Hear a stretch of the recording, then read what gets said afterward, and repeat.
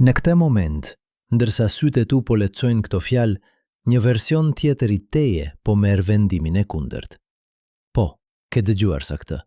Diku në një univers tjetër, një kopje identike e trupit tënd, me të njëjtat kujtime deri në këtë sekond, sapo zgjodhi të mos lexoj këtë tekst. Dhe në një univers të tretë, ti nuk ekziston fare. Në një të katërt, ti je presidenti i një planeti që toka jon nuk e ka emërtuar kurrë. Kjo nuk është fantazi shkencë.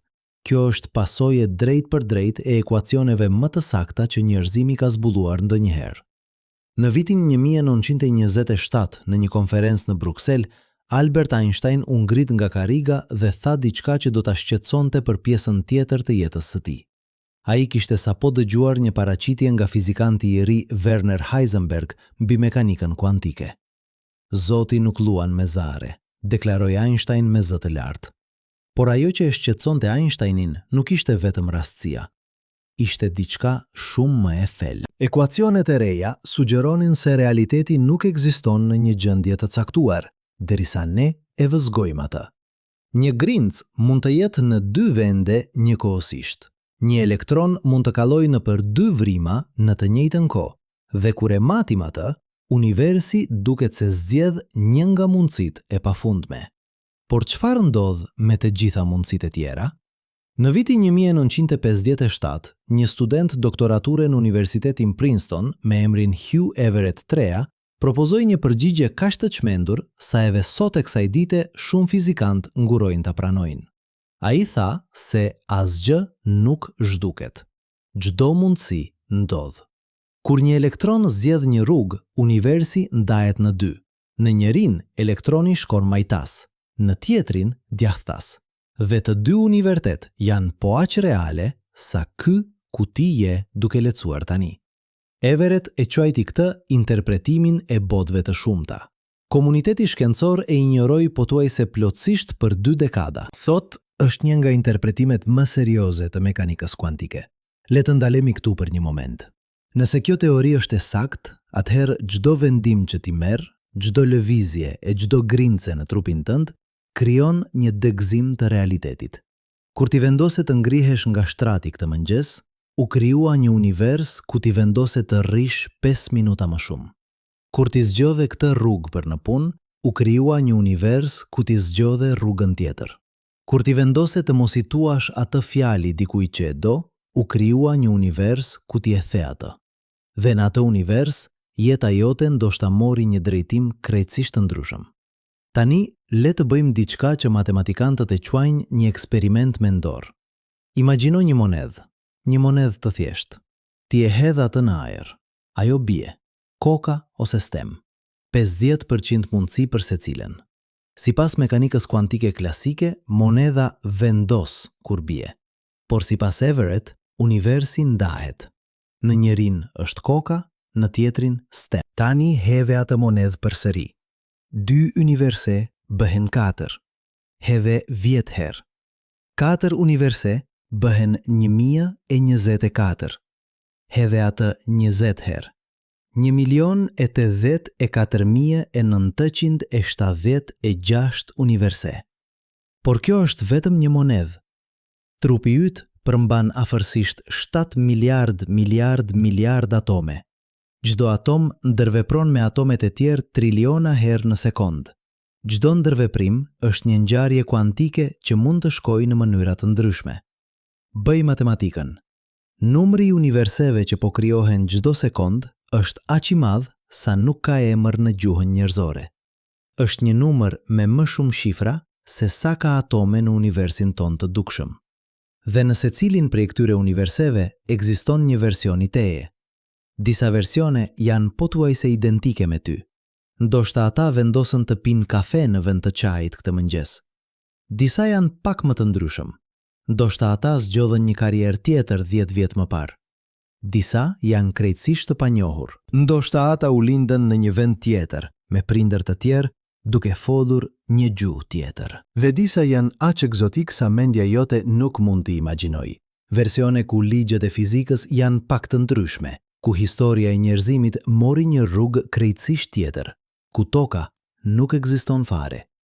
Por kjo është vetëm gjysma e historisë. Ndërsa Hugh Everett po zhvillonte teorinë e tij në Princeton, në anën tjetër të botës, në Bashkimin Sovjetik, i fizikanti i ri me emrin Andrej Linde po mendonte për një problem krejtësisht të ndryshëm. Ai po studionte momentet e para pas Big Bang, dhe ai zbuloi diçka që do ta ndryshonte kuptimin ton të universit përgjithmonë. Ai zbuloi se Big Bang ndoshta nuk ishte një ngjarje e vetme. Ishte fillimi i një procesi që nuk ndalet kurrë. Teoria e tij quhet inflacion i përjetshëm, dhe ajo thot këtë: universi ynë është vetëm një flusk në një oqean të pafundëm fluskash. Çdo flusk është një univers i plot, me galaktikat e veta, yjet e veta, planetat e vet. Dhe flusk të reja po lindin çdo moment, në çdo pikë të këtij oqeani kozmik. Disa flusk janë të vogla dhe shpërthejnë menjëherë, disa rriten dhe bëhen universe të mëdha si yni. Dhe procesi nuk ndalet kurrë. Për çdo sekond që kalon, triliona universe të reja po lindin. Linde e publikoi këtë teori në vitin 1983. Në fillim, shumë kolegë e konsideruan spekulim të egër, por pastaj diçka e jashtëzakonshme ndodhi. Në vitin 1992, sateliti Kobe i NASA-s mati rrezatimin kozmik të sfondit. Këto ishin jehona e Big Bang, drita më e vjetër në univers. Dhe ajo që Kobe zbuloi ishte saktësisht ajo që teoria e inflacionit kishte parashikuar. Universi kishte kaluar nëpër një periudhë të shpejtë zgjerimi në momentet e para. Provat ishin aty. Inflacioni ishte real. Por nëse inflacioni ndodhi një herë, pse do të ndalonte? Kjo ishte pyetja që Linde dhe kolegët e tij filluan ta bënin, dhe përgjigja që ata gjetën ishte shqetësuese në thjeshtësinë e saj. Nuk ka arsye që të ndaloj. Inflacioni krijon hapësirë të re aq shpejt sa vetë hapësira nuk mund ta ndalojë veten. Është si një zjarr që krijon më shumë lëndë diekse se sa mund të konsumojë. Rezultati është një univers që po shumëfishohet përgjithmonë. Tani le të kombinojmë këto dy teori. Botët e shumta të Everett plus inflacioni i përjetshëm i Linde. Çfarë marrim? Marrim një realitet ku jo vetëm që çdo mundësi ndodh, por ndodh në një numër të pafundëm universish. Çdo vendim që ti merr krijon një degëzim, këtu, në universin ton. Por universi ynë është vetëm një nga një numër i pafundëm universish që po krijohen vazhdimisht. Dhe në secilin prej atyre universive po ndodhin të gjitha degëzimet e mundshme. Është pafundësi brenda pafundësisë. Është një multivers aq i madh sa fjala i humbet çdo kuptim. Dhe këtu vjen pjesa që vërtet të bën të mendosh. Nëse ka një numër të pafundëm universish, dhe nëse ligjet e fizikës lejojnë që materia të organizohet në mënyra të ndryshme, atëherë çdo gjë që është e mundur fizikisht duhet të ndodhë diku. Jo vetëm një herë, por një numër të pafundëm herësh. Kjo do të thotë se versione të teje ekzistojnë në një numër të pafundëm universish. Disa janë pothuajse identike, disa janë krejtësisht të ndryshme, por të gjithë janë ti në një kuptim të caktuar. Le të bëjmë këtë më konkret. Imagjino që ti vendose të ndryshosh karrierë. Në universin ton ti e bën atë, por në një univers tjetër ti nuk e bën. Në një të tretë ti e bëre atë 10 vjet më parë. Në një të katërt ti nuk e lindur kurrë në një botë ku ajo karrierë ekziston. Tani shumëzoje këtë me çdo vendim që ke marrë ndonjëherë, çdo fjalë që ke thënë ose nuk ke thënë, çdo person që ke takuar ose nuk ke takuar, çdo rrugë që ke marrë ose nuk ke marrë. Numri i versioneve të tua bëhet aq i madh sa është praktikisht i pafundëm. Por kjo nuk është vetëm filozofi abstrakte. Kjo ka pasoja të vërteta për mënyrën se si ne e kuptojmë veten. Nëse versione të pafundme të teje ekzistojnë, atëherë çfarë do të thotë të jesh ti? A je ti personi specifik që po lehtëson këto fjalë tani? Apo je diçka më e madhe, një model i mundësive që po shprehet në triliona mënyra të ndryshme në të gjithë multiversin?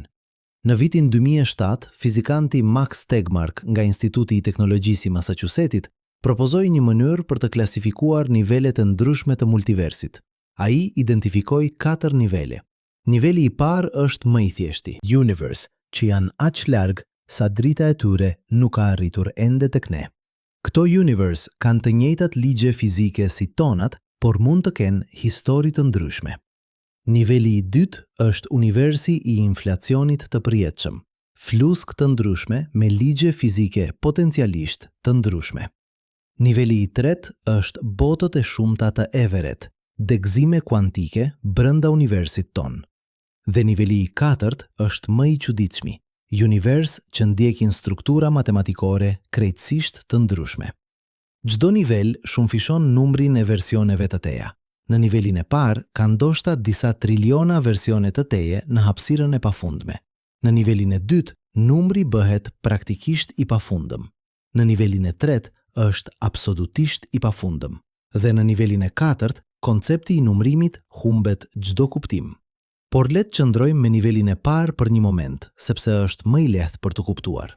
Imagjino që ti udhëton në përhapësirë me shpejtësinë e dritës. Ti kalon galaksin ton, rrugën e çmështit. Ti kalon grupin lokal të galaksive. Ti kalon supertufullin Virgo. Ti vazhdon për miliarda vite drite.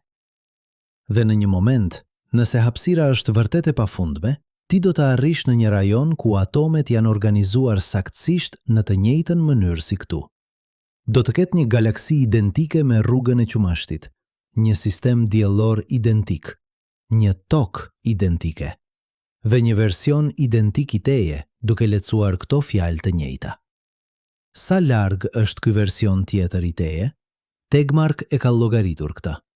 Nëse hapësira është e pafundme dhe uniforme, atëherë versioni më i afërt identik i teje është afërsisht në një distancë prej 10 në fuci 128 metra. Kjo është një njësh e ndjekur nga 128.0. Për krahasim, universi ynë i dukshëm është vetëm 10 në fuci 26 metra në diametër. Pra, versioni tjetër identik i teje është aq larg sa do të duhej të udhëtoje nëpër 102 universite të plota si yni për të arritur. Por kjo është vetëm versioni identik. Versione që janë pak të ndryshme janë shumë më afër. Një version i teje që vendosi të vishte një këmishë të kuqe në vend të një të kaltër këtë mëngjes, ndoshta është vetëm 10 në fuci 28 metra larg. Një version që zgjodhi një karrierë tjetër, ndoshta është 10 në fuci 50 metra larg. Dhe kështu me radhë. Sa më i madh ndryshimi, aq më larg është versioni. Por nëse hapësira është vërtet e pafundme, të gjitha këto versione ekzistojnë. Tani le të shtojmë nivelin e dytë, inflacionin e përjetshëm. Këtu jo vetëm që hapësira është e pafundme, por po krijohen vazhdimisht universite të reja. Çdo fluskë e re është një univers i plot me historinë e vet. Dhe në disa prej këtyre fluskave, ligjet e fizikës janë pak të ndryshme. Ndoshta forca e gravitetit është pak më e fortë. Ndoshta elektroni ka një masë pak të ndryshme. Këto ndryshime të vogla kanë pasoja të mëdha. Në disa universe, yjet nuk mund të formohen. Në të tjerë, yjet digjen aq shpejt sa planetet nuk kanë kohë të ftohen. Në të tjerë, kimia është aq e ndryshme sa jeta si ne e njohim është e pamundur. Por në disa flusk, kushtet janë saktësisht të duhura për jetën, dhe në ato flusk, evolucioni ndodh. Dhe në disa prej tyre, evolucioni krijon qenie inteligjente. Dhe disa prej atyre qenieve inteligjente janë aq të ngjashme me ne sa mund t'i quajmë njerëz. Dhe disa prej atyre njerëzve janë aq të ngjashëm me ty sa mund t'i quajmë versione të tua. Sa të shpeshta janë këto flusk ku ti ekziston? Kjo varet nga sa të fine-tuned janë ligjet e fizikës për jetën. Disa fizikantë argumentojnë se ligjet tona janë jashtëzakonisht të fine-tuned. Nëse graviteti do të ishte vetëm 1% më i fortë, universi do të ishte shëmbur në veten e tij para se yjet të formonin. Nëse do të ishte 1% më i dobët, yjet nuk do të mund të formonin fare. Nëse forca elektromagnetike do të ishte pak e ndryshme, atomet nuk do të mund të formonin molekula komplekse. Lista vazhdon. Nëse kjo është e vërtet, atëherë universi si yni janë të rralla. Ndoshta vetëm 1 në 1 milion flusk ka kushtet e duhura. Por 1 në 1 milion nuk do të thotë shumë, kur numri total i fluskave është i pafundëm. 1 në 1 milion herë pafundësi është ende pafundësi. Pra, edhe nëse universi si yni janë jashtëzakonisht të rralla, ende ka një numër të pafundëm prej tyre, dhe në secilin ka versione të teja. Tani le të shtojmë nivelin e tretë, botët e shumta. Këtu çdo ngjarje kuantike krijon një degëzim, dhe këto degëzime po ndodhin çdo moment në çdo pikë të hapësirës. Trupi yt është një makinë kuantike. Çdo atom në trupin tënd po ndërvepron me atomet e tjerë. Çdo ndërveprim është një ngjarje kuantike. Dhe çdo ngjarje kuantike krijon një degëzim. Pra, çdo sekond, versione të panumërta të teje po krijohen. Disa prej këtyre versioneve janë pothuajse identike me ty. Ndryshimi është aq i vogël sa as ti dhe as ai nuk do ta vinin re. Ndoshta një atom në trurin tënd lëvizi pak më majtas në vend të djaghtës. Kjo nuk ndikon në asgjë. Por disa degëzime janë më të mëdha. Ndoshta një neuron në trurin tënd shkoi në një drejtim të ndryshëm. Kjo mund të ndikojë në një mendim, dhe ajo mendim mund të ndikojë në një vendim, dhe ai vendim mund të ndryshojë jetën tënde. Dhe disa degëzime janë dramatike. Mekanika kuantike lejon ngjarje jashtëzakonisht të rralla, por jo të pamundura. Për shembull, është teorikisht e mundur që të gjithë atomet në trupin tënd të lëvizin njëkohësisht në të njëjtën drejtim dhe ti të teleportohesh 1 metër në të djathtë. Probabiliteti është aq i vogël sa është praktikisht 0, por praktikisht 0 nuk është absolutisht 0. Në një univers të pafundëm me degëzime të pafundme, edhe ngjarjet me probabilitet praktikisht 0 ndodhin diku. Kjo do të thotë se diku, në një degë të pemës kuantike, ekziston një version i teje që sapo u teleportua, dhe një version që mund të fluturoj, dhe një version që mund të lehtësoj mendimet. Jo sepse ligjet e fizikës janë të ndryshme, por sepse një kombinim jashtëzakonisht i rrallë i ngjarjeve kuantike ndodhi të ndodh në atë degë. Natyrisht, shumica e këtyre degëve janë aq të rralla sa probabiliteti që ti të jesh në një prej tyre është praktikisht 0. Por ato ekzistojnë, dhe kjo është pika. Në një multivers me degëzime të pafundme, çdo gjë që nuk është absolutisht e ndaluar nga ligjet e fizikës ndodh diku. Por le të kthehemi te versione më realiste të teje, versione ku ligjet e fizikës janë të njëjta, por historia është e ndryshme. Këto janë versione që ti mund t'i imagjinosh me lehtë. Versioni i teje që zgjodhi të studioj mjekësi në vend të inxhinierisë. Versioni që u martua me personin e parë që dashuroi. Versioni që u zhvendos në një vend tjetër. Versioni që nuk u zhvendos kurrë. Versioni që mori atë rrezik. Versioni që nuk e mori. Sa të ndryshme janë këto versione nga ti? Kjo varet nga sa kohë ka kaluar që historitë tuaja u ndan. Nëse u ndan dje, ato janë pothuajse identike. Nëse u ndan 10 vjet më parë, ato mund të jenë mjaft të ndryshme. Nëse u ndan në lindje, ato mund të jenë krejtësisht të panjohura. Por të gjitha kanë diçka të përbashkët. Të gjitha filluan nga e njëjta pikë. Të gjitha janë degë të së njëjtës pemë. Dhe kjo na çon te një pyetje thelbësore. Nëse të gjitha këto versione ekzistojnë, cili prej tyre jeti vërtet? Pyetja cili version jeti vërtet duket si një pyetje filozofike abstrakte. Por ajo ka një përgjigje shkencore që është edhe më e çuditshme se sa pyetja vet. Dhe për ta kuptuar atë përgjigje, ne duhet të bëjmë diçka që fizikantët e quajnë një eksperiment mendor me pasoja reale. Imagjino që ti zgjohesh nesër në mëngjes. Ti shikon nga dritarja. Dieli po ngjitet mbi horizont. Pemët po lvizin në erë. Çdo gjë duket normale. Por pastaj ti vëren diçka të çuditshme. Një dritë e kuqe po pulson në qiell. Jo një yll, jo një aeroplan, diçka që nuk duhet të jetë aty. Ti fërkon syt. Drita është ende aty. Ti shkon te dritarja. Drita po bëhet më e ndritshme. Dhe pastaj, në një moment, ajo shpërthen në një model kompleks gjeometrik që mbush gjithë qiellin. Çfarë po ndodh?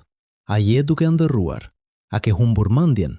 Apo ndoshta sapo ke kaluar në një degë tjetër të pemës kuantike? Ndoshta në këtë version të realitetit, ligjet e fizikës janë pak të ndryshme. Ndoshta kjo dritë është normale këtu, dhe ti je i vetmi që e kujton një qiell pa të. Kjo nuk është vetëm fantazi. Kjo është një pasojë drejt për drejt e mekanikës kuantike. Nëse çdo ngjarje kuantike krijon një degëzim, atëherë ti që po lekson këto fjalë tani, je vetëm një degë e një peme që ka triliona degë të tjera. Dhe çdo degë ka kujtimat e veta. Çdo degë mendon se është versioni real. Por të gjitha janë po aq reale. Të gjitha janë ti. Kjo ide e quajtur vazhdimësia e vetdijes është një nga problemet më të vështira në filozofinë e mendjes. Nëse ti ndahesh në dy versione çdo sekond, atëherë cili version trashëgon vetdijen tënde? Përgjigja që mekanika kuantike sugjeron është të dy. Çdo version mendon se është vazhdimi i drejt për drejt i teje nga sekonda e kaluar. Dhe të dy kanë të drejtë.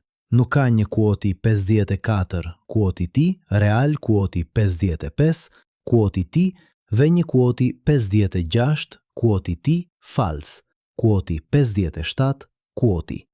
Ka vetëm degë të ndryshme të së njëjtës pemë, por le të testojmë këtë ide me një eksperiment mendor më konkret. Ky eksperiment u propozua për herë të parë nga filozofi Derek Parfit në vitin 1974, dhe ai e quajti problemi i teletransportimit. Imagjino një makinë që mund të skanoj çdo atom në trupin tënd. Ajo regjistron pozicionin e saktë dhe gjendjen e çdo grimce. Pastaj, ajo e shkatëron trupin tënd origjinal dhe transmeton informacionin te një makinë tjetër në Mars. Makina në Mars e rindërton trupin tënd atom për atom në konfigurimin e saktë. Personi që del nga makina në Mars ka të gjitha kujtimet e tua, të gjitha mendimet e tua, të gjithë personalitetin tënd. Nga pikpamja e ai sapo u teletransportua në Mars. Ai është ti. Por a është vërtet? Nëse makina në tokë e shkatërroi trupin tënd origjinal, atëherë a vdiqeti në tokë dhe një kopje u krijua në Mars? Apo a vazhdove ti në Mars? Parfit argumentoi se nuk ka një përgjigje objektive. Koncepti i identitetit personal është një iluzion i dobishëm, por jo një fakt metafizik. Tani, le ta bëjmë këtë eksperiment edhe më të çuditshëm. Imagjino që makina në tokë nuk e shkatërron trupin tënd origjinal. Ajo thjesht e kopjon atë. Tani ka dy versione të teje, njëri në tokë, njëri në Mars.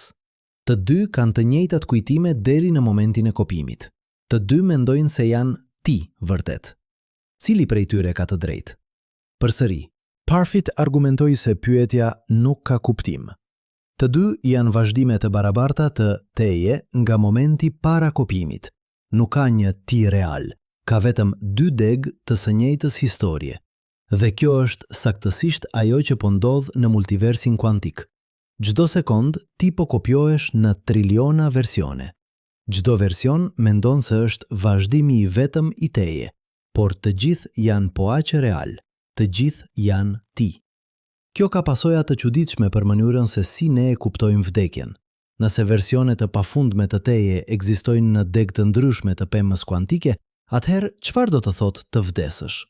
Në disa degë ti vdes sot, në të tjera ti jeton edhe 100 vjet. Në të tjera ti je i pavdekshëm sepse shkenca mjekësore zhvilloi një mënyrë për të ndaluar plakjen. Nga pikpamja e teje total që përfshin të gjitha degët, ti nuk vdes kurrë plotësisht. Gjithmonë ka degë ku ti vazhdon të jetosh. Por kjo ngushëllim është i rrem, sepse që po lexon këto fjalë tani, nuk ke akses te ato degë të tjera. Kur ti vdes në këtë degë, vetëdia jote në këtë degë pushon. Fakti që versione të tjera vazhdojnë në degë të tjera nuk të ndihmon ty këtu. Është si të dish që ke një binjak identik në një vend tjetër. Nëse ti vdes, binjaku vazhdon të jetojë. Por kjo nuk të bën ty të pavdekshëm. Apo ndoshta po. Kjo varet nga si e definon ti. Nëse ti je vetëm kjo degë specifike e pemës, atëherë ti vdes kur kjo degë përfundon. Por nëse je e gjithë pema, atëherë ti vazhdon në të gjitha degët e tjera. Dhe nëse pema ka degë të pafundme, atëherë ti total nuk vdes kurrë. Kjo na çon te një ide edhe më e çuditshme, e quajtur pavdekshmëria kuantike. Disa fizikantë kanë argumentuar se nga pikpamja subjektive, ti nuk mund të përjetosh vdekjen tënde. Sepse në çdo moment ku ti mund të vdesësh, ka degë ku ti mbijetove. Dhe vetëm në ato degë ti vazhdon të kesh përvojë. Pra, nga pikpamja jote, ti gjithmonë gjen veten në degët ku ti je gjallë. Ti mund të plakesh, ti mund të smuresh, por ti nuk mund të përjetosh momentin e vdekjes, sepse në atë moment, vetëdia jote në atë degë pushon. Dhe vetëm degët ku ti je gjallë vazhdojnë të kenë përvojë. Kjo teori është jashtëzakonisht kontroverse. Shumica e fizikantëve e konsiderojnë një keq interpretim të mekanikës kuantike, por ajo ilustron sa të çuditshme janë pasojat e botëve të shumta për kuptimin ton të vetëdijes dhe identitetit. Tani, le të largohemi nga këto pyetje filozofike dhe të shikojmë disa pasoja më konkrete të multiversit. Le të flasim për vendime. Çdo ditë ti merr qindra vendime. Disa janë të vogla. Çfarë të hash për mëngjes, çfarë rrugë të marrësh për në punë, çfarë të veshësh. Disa janë të mëdha. Çfarë karriere të ndjekësh, me kë të martohesh, ku të jetosh. Dhe çdo vendim krijon një degëzim. Në një degë ti zgjodhe A, në një tjetër ti zgjodhe B. Dhe të dy degët vazhdojnë të ekzistojnë. Kjo do të thotë se çdo vendim që ti merr, ti gjithashtu nuk e merr atë në një degë tjetër. Çdo rrugë që ti zgjodhe, ti gjithashtu nuk e zgjodhe atë diku tjetër. Çdo mundësi që ti humbe, ti gjithashtu nuk e humbe atë në një version tjetër të realitetit. Kjo ide mund të duket ngushëlluese.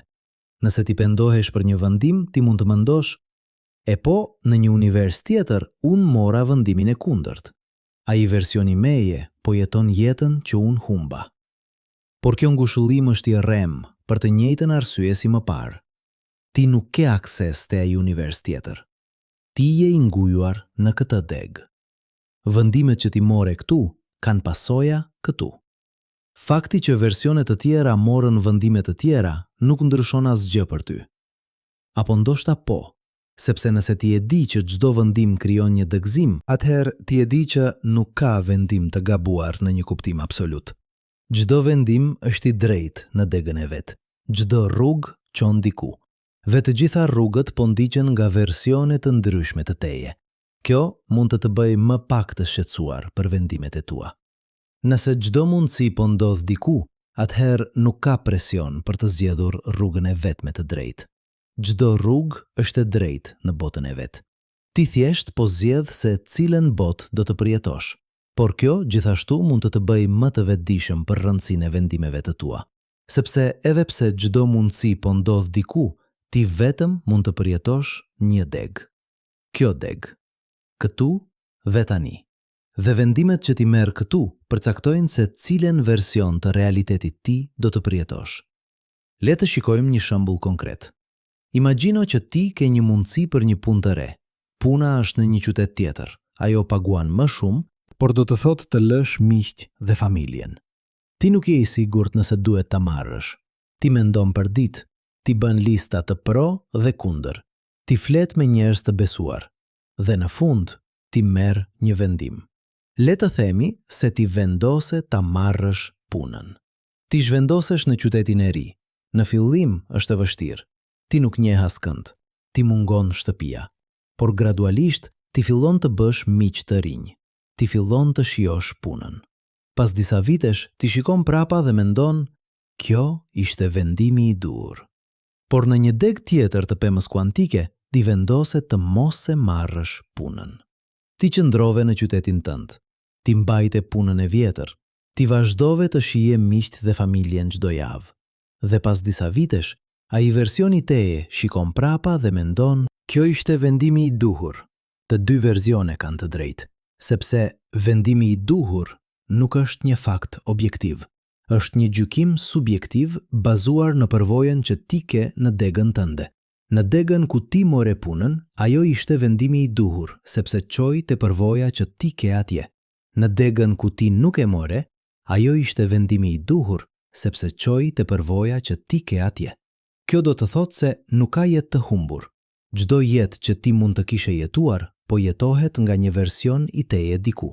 Çdo rrugë që ti mund të kishe marrë, po merret nga dikush që ka të njëjtat kujtime si ti deri në momentin e zgjedhjes. Por kjo gjithashtu do të thotë se jeta që ti po jeton tani është po aq e vlefshme si çdo jetë tjetër që ti mund të kishe jetuar. Nuk ka një version më i mirë i teje në një univers tjetër. Ka vetëm versione të ndryshme, secili duke përjetuar një degë të ndryshme të pemës së mundësive. Tani, le të shkojmë më thellë. Le të flasim për diçka që fizikantët e quajnë principi antropik. Principi antropik thot këta: universi duket i finetuned për jetën, sepse ne vetëm mund ta vëzhgojmë një univers ku jeta është e mundur. Nëse universi nuk do të ishte i përshtatshëm për jetën, ne nuk do të ishim këtu për ta vëzhguar atë. Pra, fakti që ne ekzistojmë është provë që ne jemi në një nga universat ku kushtet janë të duhura. Kjo duket si një tautologji, por ajo ka pasoja të thella kur e kombinon me multiversin. Nëse ka një numër të pafundëm universish me ligje të ndryshme fizike, atëherë nuk është çudi që ne gjendemi në një ku ligjet janë të duhura për jetën. Nuk është se universi ynë u dizajnua për ne, është se ne vetëm mund të ekzistojmë në univers që kanë kushtet e duhura, dhe prandaj ne domosdoshmërisht gjendemi në një të tillë. Por kjo ngre një pyetje interesante. Sa të rralla janë universe si juni? Nëse ato janë jashtëzakonisht të rralla, atëherë ne jemi jashtëzakonisht me fat që ekzistojmë. Nëse ato janë të zakonshme, atëherë jeta mund të jetë e zakonshme në të gjithë multiversin. Për ta kuptuar këtë, le të shikojmë disa nga parametrat që duhet të jenë të drejtë për jetën. Forca e gravitetit duhet të jetë brenda një diapazoni shumë të ngushtë. Nëse do të ishte shumë më e fortë, yjet do të digjeshin shumë shpejt dhe universe do të shembej në veten e tyre. Nëse do të ishte shumë më e dobët, yjet nuk do të mund të formonin dhe galaksikat nuk do të mund të mbahen së bashku. Masa e elektronit duhet të jetë brenda një diapazoni të caktuar. Nëse do të ishte shumë më e madhe, atomet nuk do të mund të formonin molekula komplekse. Nëse do të ishte shumë më e vogël, kimia do të ishte krejtësisht e ndryshme. Konstanta kozmologjike që përcakton shpejtësinë e zgjerimit të universit duhet të jetë brenda një diapazoni jashtëzakonisht të ngushtë.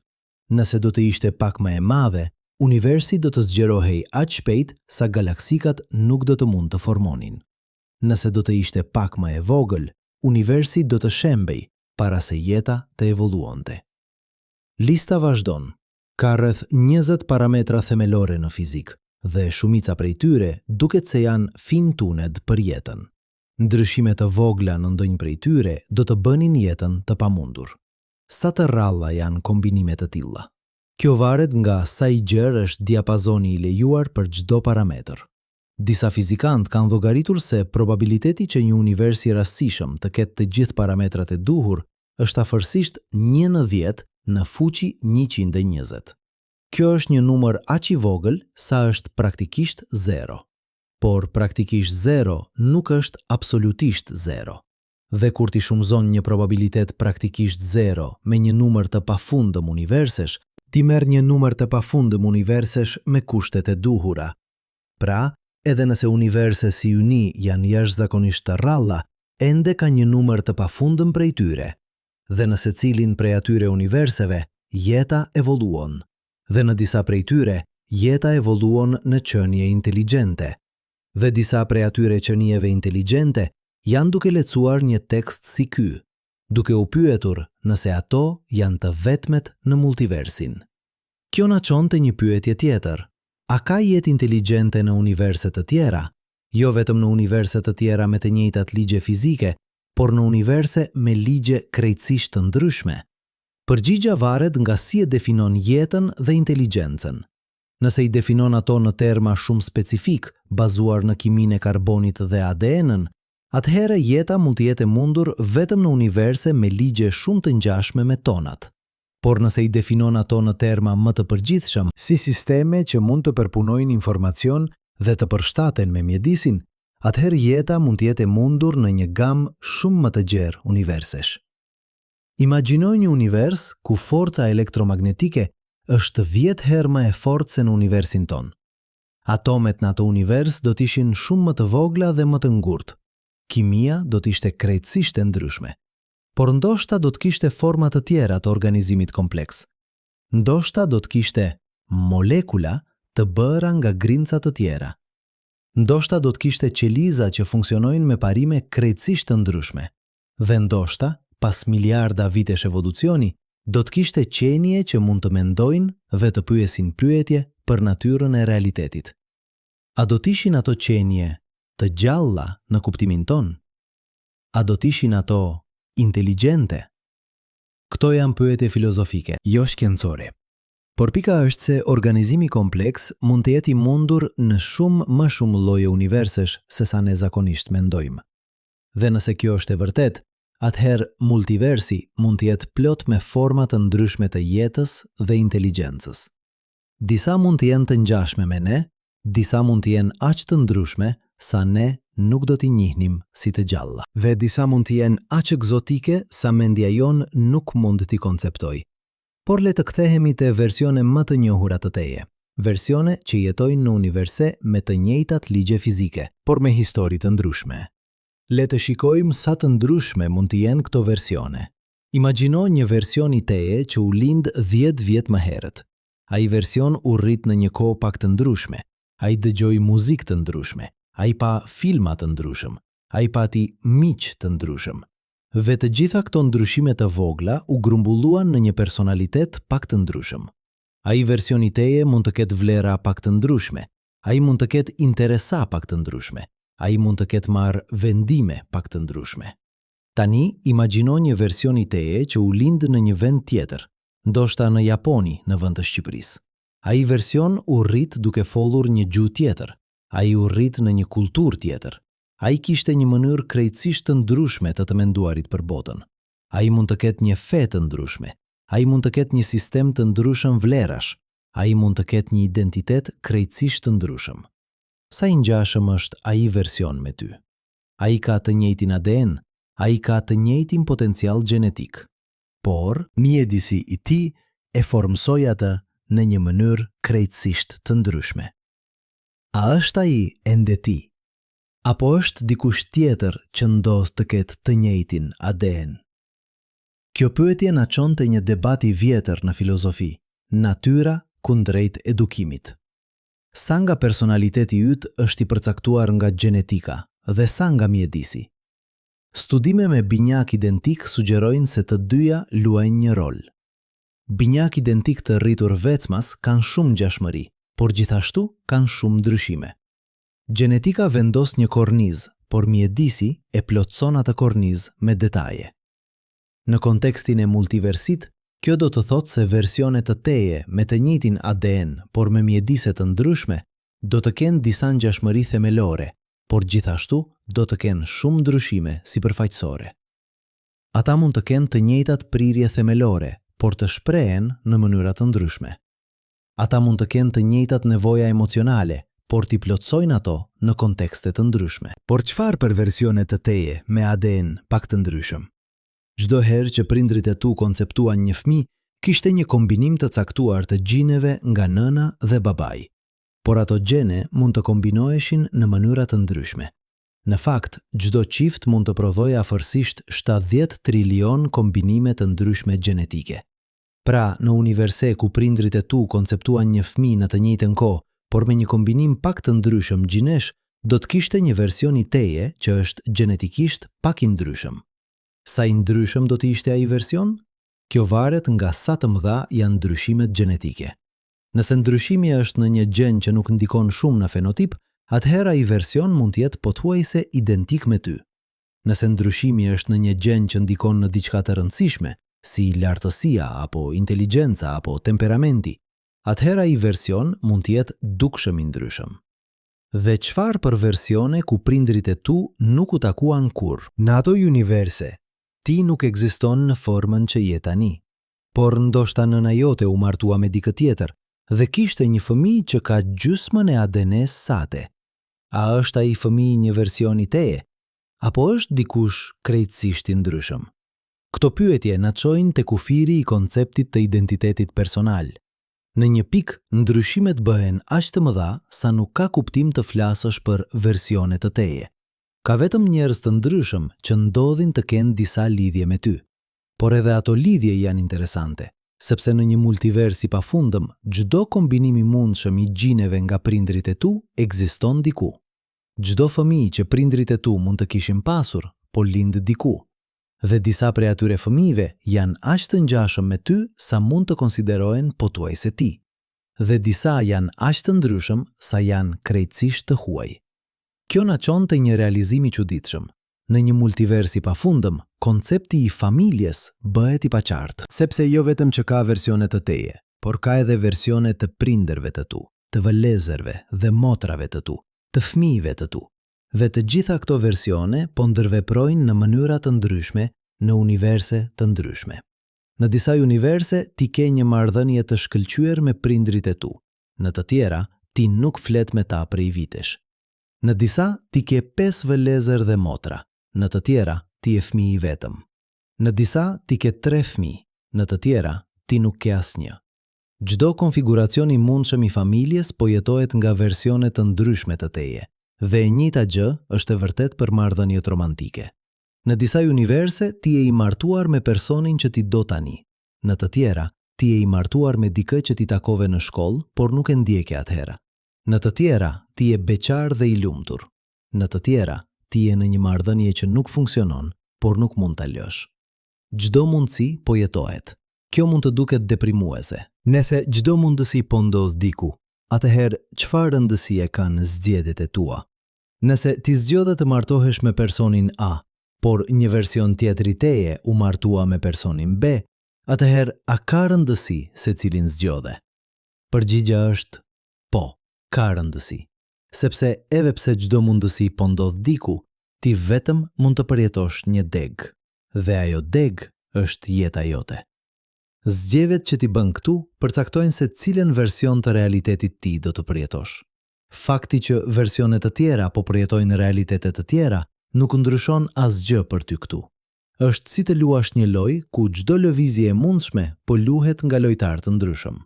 Ti ende duhet të zgjedhësh lëvizjet e tua me kujdes, sepse ato përcaktojnë se si loja jote do të shkojë. Fakti që lojtarë të tjerë po luajnë lojra të tjera nuk të ndihmon ty të fitosh lojën tënde. Por kjo gjithashtu do të thotë se ti nuk duhet të pendohesh për zgjedhjet që nuk i bëre, sepse ato zgjedhje po bëhen nga versione të tjera të teje. Ti nuk humbe asgjë në një kuptim absolut. Ti thjesht zgjodhe një deg në vend të një tjetër, dhe të dy degët janë po aq reale. Kjo perspektivë mund të bëjë më të qetë për jetën. Nuk ka rrugë të humbur, nuk ka mundësi të humbur. Ka vetëm rrugë të ndryshme. Të gjitha po ndiqen nga versione të ndryshme të teje. Ti je duke përjetuar një deg. Versione të tjera po përjetojnë deg të tjera, dhe të gjitha janë po aq të vlefshme. Por kjo gjithashtu do të thotë se ti duhet të marrësh përgjegjësi për degën që ti po përjeton, sepse edhe pse versione të tjera po bëjnë zgjedhje të tjera, ti je përgjegjës për zgjedhjet që ti bën këtu. Kjo deg është jeta jote. Këto zgjedhje janë zgjedhjet e tua, dhe pasojat janë pasojat e tua. Në këtë kuptim, multiversi nuk të çliron nga përgjegjësia. Përkundrazi, ai e thekson atë, sepse ai të tregon se çdo zgjedhje krijon një realitet, dhe ti je krijuesi i realitetit që ti po përjeton. Por le të ndalemi për një moment dhe të bëjmë diçka që shkencëtarët e quajnë një kontroll të realitetit. Sepse deri tani kemi folur për teori, për ekuacione, për mundësi abstrakte. Por çfarë prove konkrete kemi që ndonjë gjë nga kjo është e vërtetë? Çfarë eksperimentesh mund të bëjmë për të testuar nëse multiversi ekziston vërtet? Kjo është pyetja që skeptikët e ngren vazhdimisht, dhe është një pyetje e mirë, sepse shkenca nuk është vetëm për teori elegante, është për parashikime të testueshme. Dhe nëse një teori nuk mund të testohet, atëhere a është ajo shkencë fare? Le të fillojmë me botët e shumta të Everett. A mund ta testojmë këtë teori? Në vitin 2005, një fizikant me emrin David Deutsch propozoi një eksperiment teorik. Ai e quajti kompjuterin kuantik si dëshmitar i multiversit. Ideja është kjo.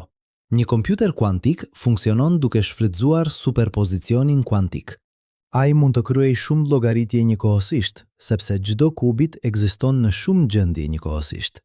Kur ti mat rezultatin, ti merr vetëm një përgjigje, por ajo përgjigje është rezultat i të gjitha llogaritjeve që ndodhen në të gjitha gjendjet e superpozicionit. Tani, sipas interpretimit standard të mekanikës kuantike, këto gjendje të tjera shemben kur ti mat rezultatin. Ato zhduken. Por sipas Everett, ato nuk zhduken. Ato vazhdojnë të ekzistojnë në degë të tjera. Dhe nëse kjo është e vërtet, atëherë një kompjuter kuantik është në fakt duke përdorur fuqinë llogaritëse të triliona kompjuterëve në universe paralele. Deutsch argumentoi se fakti që kompjuterët kuantik funksionojnë është provë indirekte për botët e shumta, sepse nga ku vjen fuqia llogaritëse? Nëse vetëm një gjendje ekziston në çdo moment, atëherë një kompjuter kuantik nuk duhet të jetë më i fuqishëm se një kompjuter klasik, por ai është eksponencialisht më i fuqishëm. Dhe shpjegimi më i thjeshtë është se ai po kryen llogaritje në shumë degë njëkohësisht. Natyrisht, kjo nuk është provë drejt për drejt, është një argument nga eleganca, por është një argument i fuqishëm. Në vitin 1988, një fizikant me emrin Peter Shor zbudoi një algoritëm që një kompjuter kuantik mund ta përdorë për të faktorizuar numra të mëdhenj eksponencialisht, më shpejt se çdo kompjuter klasik.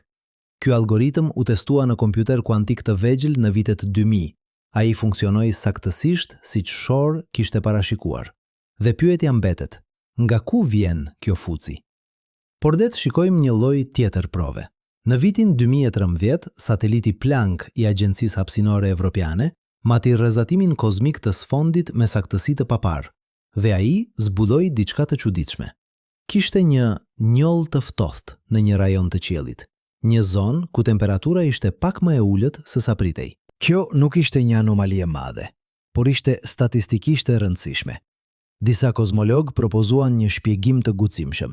Ndoshta kjo njollë e ftohtë është një shenjë e një kolicioni me një univers tjetër. Sipas teorisë së inflacionit të përjetshëm, fluskë të ndryshme universe mund të përplasen me njëra tjetrën. Dhe kur ato përplasen, ato lën një shenjë në rrezatimin kozmik. Kjo njollë e ftohtë mund të jetë një e tillë shenjë. Kjo teori është jashtëzakonisht spekuluese. Shumica e kozmologëve mendojnë se ka shpjegime më të thjeshta për njollën e ftohtë. Por fakti që ne po e diskutojmë seriozisht tregon se sa larg ka ardhur shkenca e multiversit. Ne nuk po flasim më vetëm për filozofi abstrakte. Ne po kërkojmë prova konkrete në të dhënat tona. Në vitin 1998, dy ekipe të pavarura të astronomëve zbuduan diçka që ndryshoi kozmologjinë përgjithmonë. Ata matën distancën dhe shpejtësinë e supernovave të largëta. Dhe ata zbuluan se universi nuk po ngadalsohet, siç pritej, ai po përshpejtohet. Diçka po shtyn galaksikat më larg nga njëra tjetra, me një shpejtësi gjithnjë më të madhe. Kjo forcë u quajt energjia e errët, dhe ajo përbën afërsisht 70% të gjithë energjisë në univers. Por çfarë është ajo? Askush nuk e di. Teoria më e thjeshtë është se është një pronë e vetë hapësirës. Çdo metër kub i hapësirës ka një sasi të vogël energjie, dhe kur hapësira zgjerohet, krijohet më shumë hapësirë dhe prandaj më shumë energji. Por kjo ngre një problem të madh. Kur fizikantët llogaritën sa energji duhet të ketë hapësira bazuar në mekanikën kuantike, ata morën një numër që ishte 120 ordina, madhësie më i madh se sa vlera e vëzhguar. Kjo është gabimi më i madh në historinë e shkencës. Është si të parashikosh që një person peshon 100 kg dhe pastaj të zbulosh se ai peshon një atom. Pse është kjo parashikim aq i gabuar? Një shpjegim i mundshëm është multiversi. Nëse ka një numër i pafundëm universish me vlera të ndryshme të energjisë së errët, atëherë ne domosdoshmërisht gjendemi në një ku vlera është e duhur për jetën. Nëse energjia e errët do të ishte shumë më e madhe, universi do të zgjerohej aq shpejt sa galaksikat nuk do të mund të formonin. Nëse do të ishte negative, universi do të shembej. Pra, ne vetëm mund të ekzistojmë në univers ku energjia e errët ka një vlerë brenda një diapazoni të ngushtë. Dhe fakti që ne ekzistojmë është provë që ne jemi në një të tillë univers. Kjo është një aplikim i principit antropik dhe është kontroverse. Disa fizikantë argumentojnë se është një dorëzim. Në vend që të shpjegojmë pse energjia e errët ka vlerën që ka, ne thjesht themi sepse nëse nuk do të kishte atë vlerë, ne nuk do të ishim këtu për ta pyetur. Kjo nuk është një shpjegim, thon ata, është një tautologji. Por të tjerë argumentojnë se është një shpjegim i vlefshëm nëse multiversi ekziston. Nëse ka vetëm një univers, atëherë principi antropik është i dobët. Por nëse ka një numër i pafundëm universish, atëherë ai bëhet një mjet i fuqishëm parashikimi. Ne mund të parashikojmë se vlerat që ne vëzgojmë duhet të jenë brenda diapazonit që lejon jetën, dhe kjo është saktësisht ajo që ne gjejmë. Le të shikojmë një eksperiment mandor tjetër. Ky u propozua nga fizikanti Max Tegmark në vitin 1998. Ai e quajti eksperimenti i vetvrasjes kuantike. Dhe ai është shqetësues. Imagjino një armë që është e lidhur me një gjenerator kuantik të numrave të rastësishëm. Çdo sekond, gjeneratori mat një grimcë kuantike. Nëse grimca është në gjendjen A, arma nuk shtie. Nëse është në gjendjen B, arma shtie. Probabiliteti është 50% për secilën. Tani, ti e vë këtë armë në kokën tënde dhe e aktivizon. Sipas interpretimit standard të mekanikës kuantike, ka 50% mundësi që ti të vdesësh. Por sipas Everett, universi ndahet. Në njërin deg, grinca është në gjendjen A dhe ti mbijetove. Në tjetrin, grinca është në gjendjen B dhe ti vdiqe. Dhe të dy degët janë po aq reale. Por këtu vjen pjesa e çuditshme. Nga pikpamja jote subjektive, ti vetëm mund të përjetosh degën ku ti mbijetove, sepse në degën ku ti vdiqe, vetëdia jote pushoi.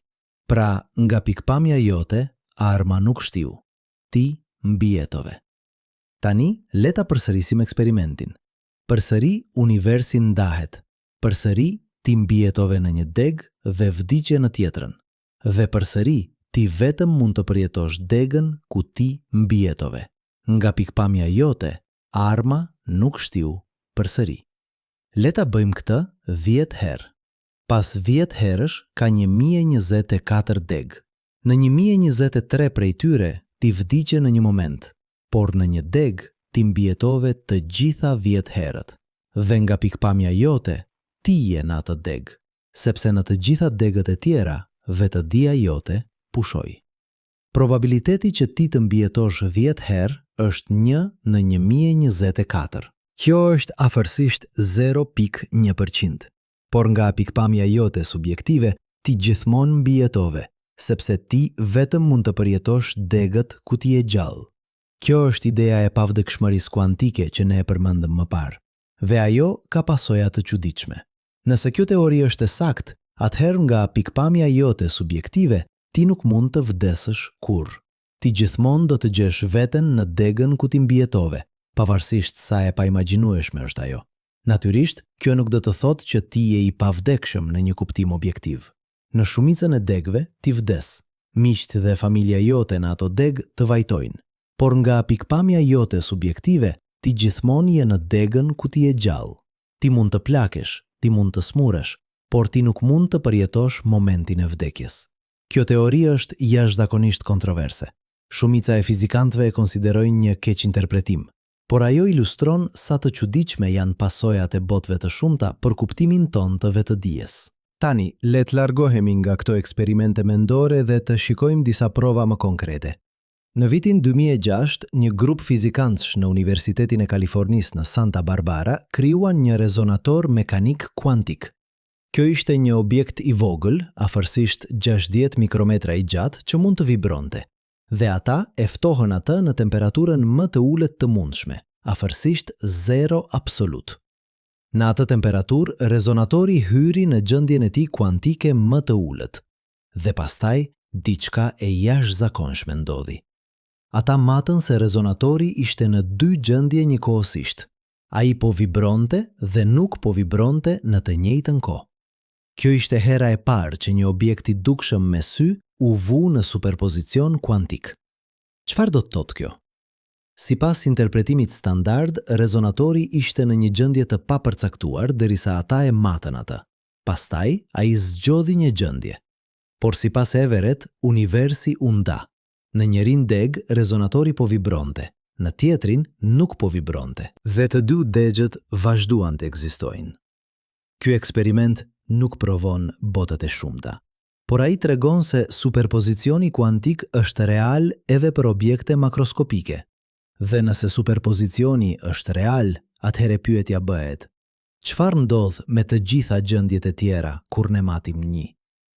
Në vitin 2012, një grup tjetër fizikantësh në Universitetin e Vjenës krijoi një eksperiment edhe më ambicioz. Ata morën një molekul të madhe organike me më shumë se 800 atome dhe e dërguan nëpër një eksperiment me 2 vrima. Kjo është versioni klasik i eksperimentit që tregon natyrën valgrimc të materjes. Një grimce vetme mund të kalojë nëpër 2 vrima njëkohësisht dhe të krijojë një model ndërhyrjeje. Molekula e tyre krijoi një model ndërhyrjeje. Kjo do të thotë se ajo kaloi nëpër të 2 vrimat njëkohësisht. Por si mund një objekt me 800 atome të jetë në 2 vende njëkohësisht? Sipas Everett, përgjigjja është se nuk është. Universi u nda. Në njërin deg, molekula kaloi nëpër vrimën e majt, në tjetrin nëpër vrimën e djathtë. Dhe modeli i ndërhyrjes është rezultati i ndërveprimit midis këtyre 2 degëve. Përsëri, kjo nuk është provë drejt për drejt, por është provë që mekanika kuantike funksionon edhe për objekte të mëdha. Dhe sa më të mëdha bëhen objektet që ne mund t'i vëmë në superpozicion, aq më afër jemi të testimit të botëve të shumta. Por çfarë për inflacionin e përjetshëm? A mund ta testojmë atë?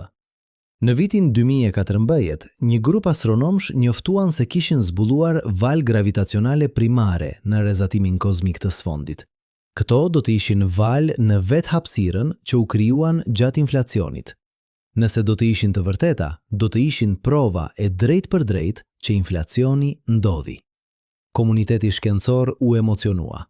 Por pastaj, pas disa muajsh analize, u zbulua se sinjali ishte një gabim.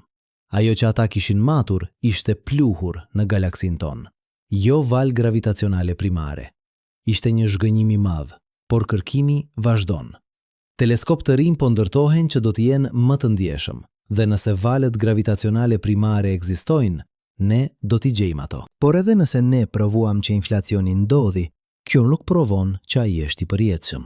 Për ta provuar atë, ne do të duhej të gjenim prova që universitet të tjera ekzistojnë. Dhe kjo është shumë më e vështirë. Sepse sipas teorisë, universitet të tjera janë përtej horizontit ton kozmik.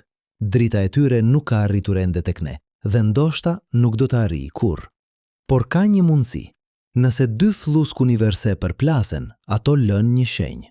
Dhe nëse ne jemi mjaft me fat, ne mund të gjejmë një të tillë shenjë në rrezatimin kozmik. Disa grupe kërkimore po kërkojnë për këto shenja tani. Deri më tani nuk kanë gjetur asgjë përfundimtare, por kërkimi sapo ka filluar. Tani le të flasim për një lloj tjetër prove. Jo prova eksperimentale, por prova matematikore. Në vitin 1950, fizikanti Eugene Wigner shkroi një ese të famshëm të titulluar Efektiviteti i paarsyeshëm i matematikës në shkencat natyrore. Ai vuri re diçka të çuditshme. Matematika funksionon, jo vetëm pak, por në mënyrë të mahniqme. Ekuacionet që matematikantët zbulojnë duke luajtur me simbole abstrakte, shpesh rezultojnë të përshkruajnë botën reale me saktësi të pabesueshme. Ekuacionet e Maxwell për elektromagnetizmin, të shkruara në vitin 1865, parashikuan ekzistencën e valve radio para se ato të zbuloheshin. Ekuacionet e Einstein për relativitetin e përgjithshëm, të shkruara në vitin 1915, parashikuan ekzistencën e vrimave të zeza dhe valve gravitacionale dekada para se ato të zbuloheshin. Pse funksionon matematika aq mirë? Wigner e quajti këtë një mister i madh, por Max Tegmark propozoi një përgjigje radikale. Matematika funksionon sepse universi është matematik. Jo se universi përdor matematik, por se universi është një strukturë matematikore. Kjo është niveli i 4 i multiversit të Tegmark. Ai argumentoi se çdo strukturë matematikore e qëndrueshme korespondon me një univers fizik. Nëse një strukturë matematikore mund të ekzistojë në mënyrë të qëndrueshme, atëherë ajo ekziston si një univers. Dhe ka një numër i pafundëm strukturash matematikore të qëndrueshme. Pra, ka një numër i pafundëm universish, secili duke ndjekur një strukturë matematikore të ndryshme. Kjo teori është edhe më radikale se botë të shumta apo inflacioni i përjetshëm, sepse ajo thotë se jo vetëm që ka univers me ligje fizike të ndryshme, por ka univers që ndjekin logjika krejtësisht të ndryshme. Univers ku 2+2 nuk është 4. Univers ku koha nuk ekziston. Univers që mendja jon nuk mund t'i konceptoj fare. A mund t'a testojmë këtë teori? Tegmark argumentoi se po, në një kuptim. Nëse teoria e tij është e saktë, atëherë universi ynë duhet të jetë një strukturë matematikore e thjeshtë, sepse struktura komplekse janë më të rralla se ato të thjeshta. Dhe nëse ne jemi në një univers të rastësishëm, ne ka më shumë gjasa të jemi në një të thjeshtë se sa në një kompleks. Deri më tani, kjo parashikim duket se mbahet. Ligjet e fizikës janë mahnitëse të thjeshta. Ekuacioni i Einstein për relativitetin e përgjithshëm mund të shkruhet në një rresht. Ekuacioni i Schrödinger për mekanikën kuantike është po aq i thjeshtë. Natyrisht, pasojat e këtyre ekuacioneve janë komplekse, por vetë ekuacionet janë elegante. Por kjo nuk është provë përfundimtare, është vetëm një tregues, dhe shumica e fizikantëve mendojnë se teoria e Tegmark shkon shumë larg. Ata argumentojnë se nuk ka arsye të mendosh që çdo strukturë matematikore korespondon me një univers fizik. Matematika është një gjuhë që ne përdorim për të përshkruar realitetin, jo vetë realiteti. Por Tegmark kundërshton. Ai pyet, nëse matematika është vetëm një gjuhë, atëherë çfarë është gjoja që ajo përshkruan?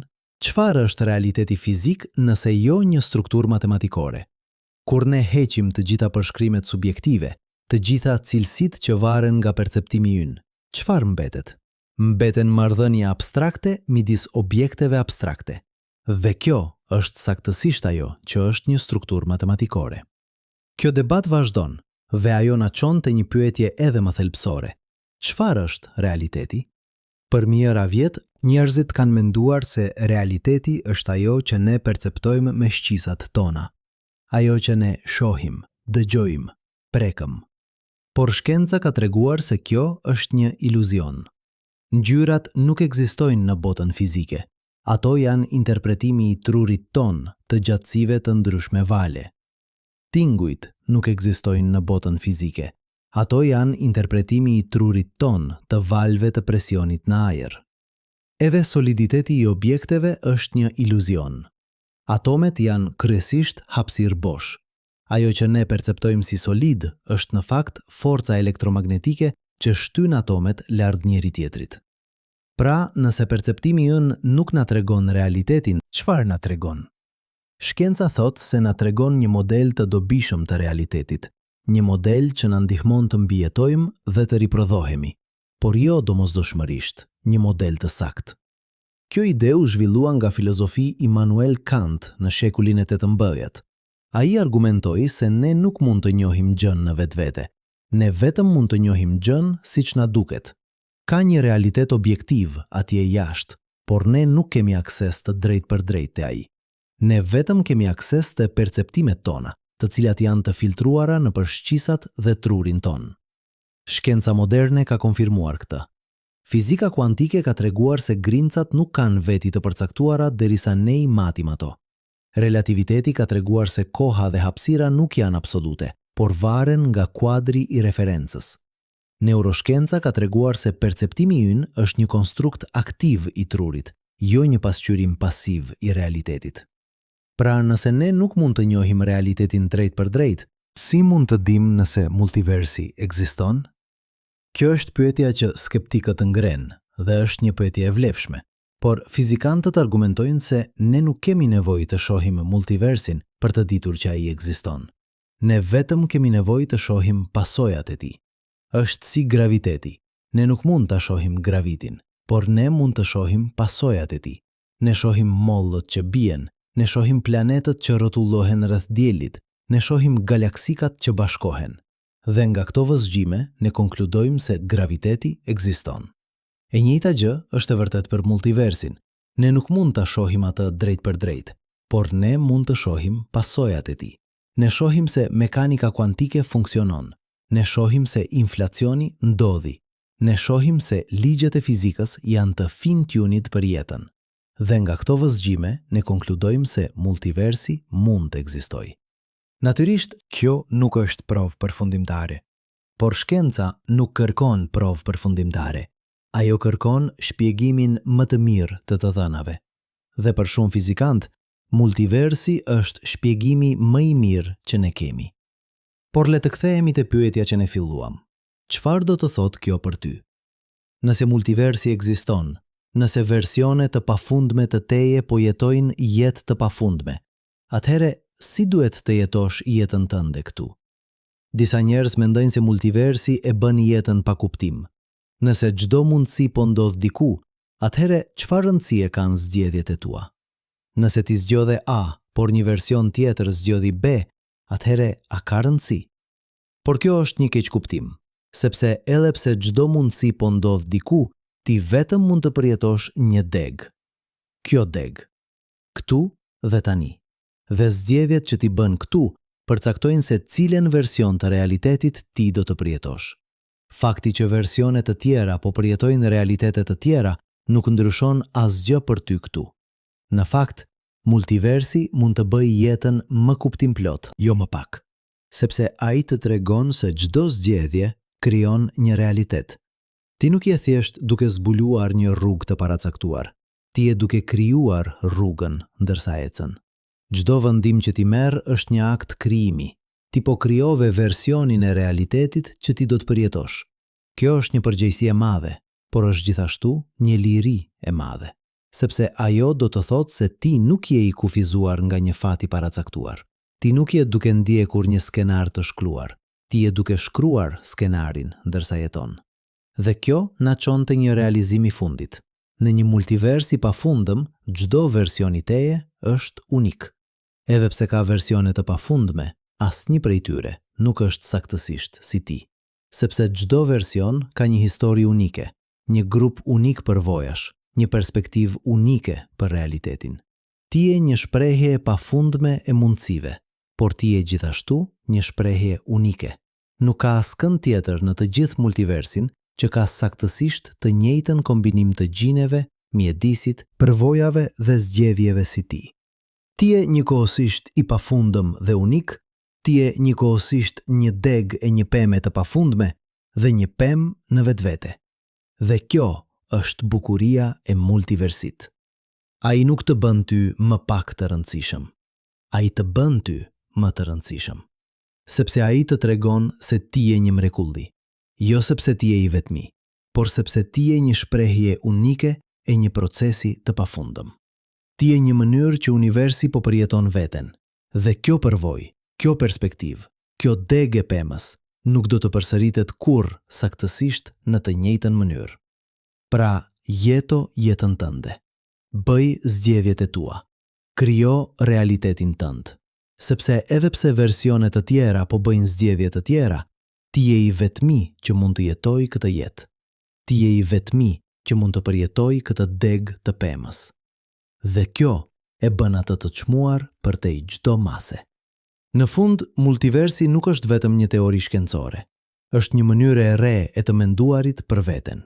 Është një ftesë për të parë veten jo si një individ i izoluar, por si një shprehje e një procesi kozmik. Ti nuk je vetëm një person që jeton një jetë.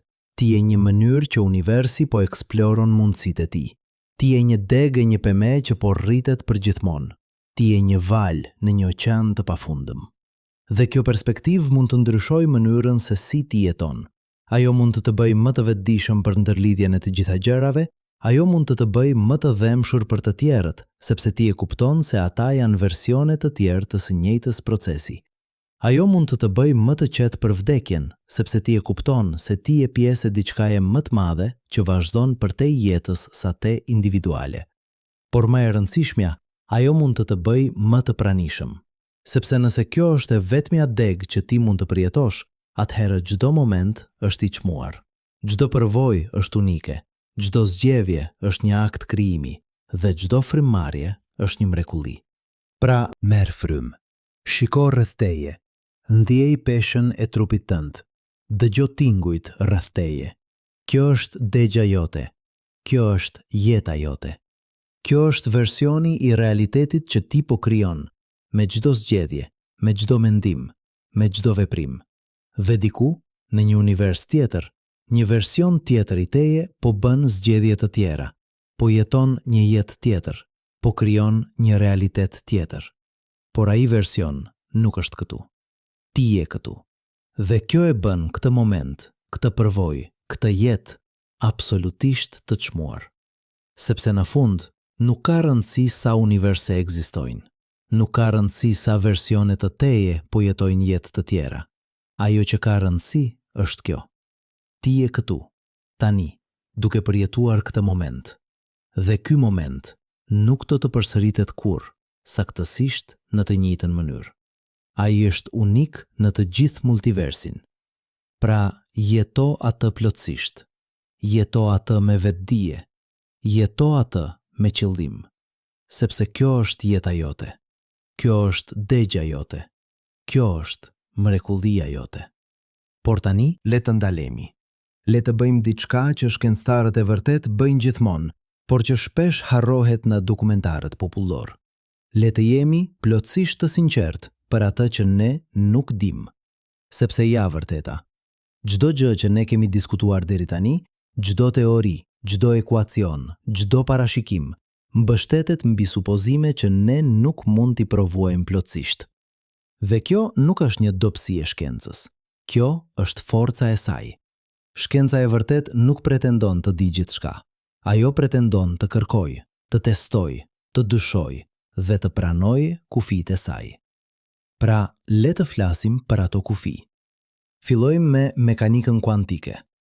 Po, ekuacionet funksionojnë. Po, parashikimet janë të sakta deri në 10 shifra dhjetore. Por çfarë do të thotë kjo vërtet? Kur ne themi se një elektron është në 2 vende njëkohësisht, çfarë po themi në të vërtet? Apo përshkruajmë realitetin? Apo po përshkruajmë kufit e njohurive tona? Në vitin 1927, në atë konferencë të famshme në Bruksel, Niels Bohr dhe Albert Einstein debatuan këtë pyetje për ditë. Einstein besonte se mekanika kuantike ishte e paplot. Ai besonte se ka variabla të fshehur, informacion që ne nuk e di mende, që do të shpjegonte pse grincat duken se janë në superpozicion. Bohr besonte se jo.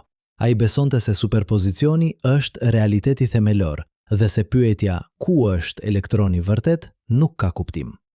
Kush kishte të drejtë? 87 vjet më vonë ne ende po debatojmë. Në vitin 1964, fizikanti John Bell propozoi një test.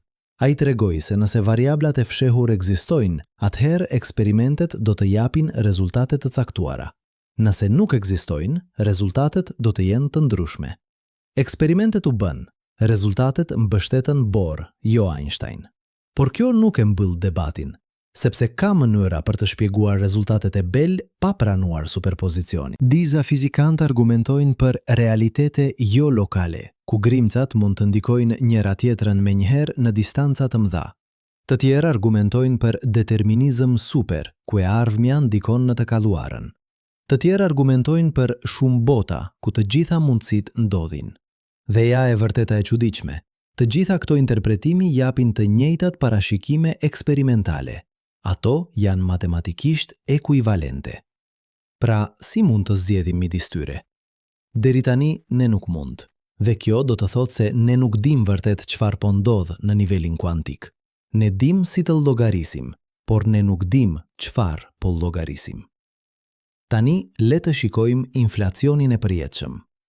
Po, provat për inflacionin janë të forta. Rrezatimi kozmik i sfondit tregon saktësisht modelin që teoria parashikon. Por a është inflacioni i përjetshëm? Apo krijohen universite të reja përgjithmonë? Kjo është një hap shumë më i madh. Problemi është ky. Nëse inflacioni është i përjetshëm, atëherë ai krijon një numër të pafundëm universish. Dhe në një numër të pafundëm universish, çdo gjë që mund të ndodhë, do të ndodhë një numër të pafundëm herësh. Kjo do të thotë se ne nuk mund të bëjmë parashikime probabilistike, sepse si mund të llogarisësh probabilitetin kur numëruesi dhe emëruesi janë të dy të pafundëm. Ky problem quhet problemi i matjes në kozmologji, dhe ai është një nga problemet më të vështira në fizikën teorike.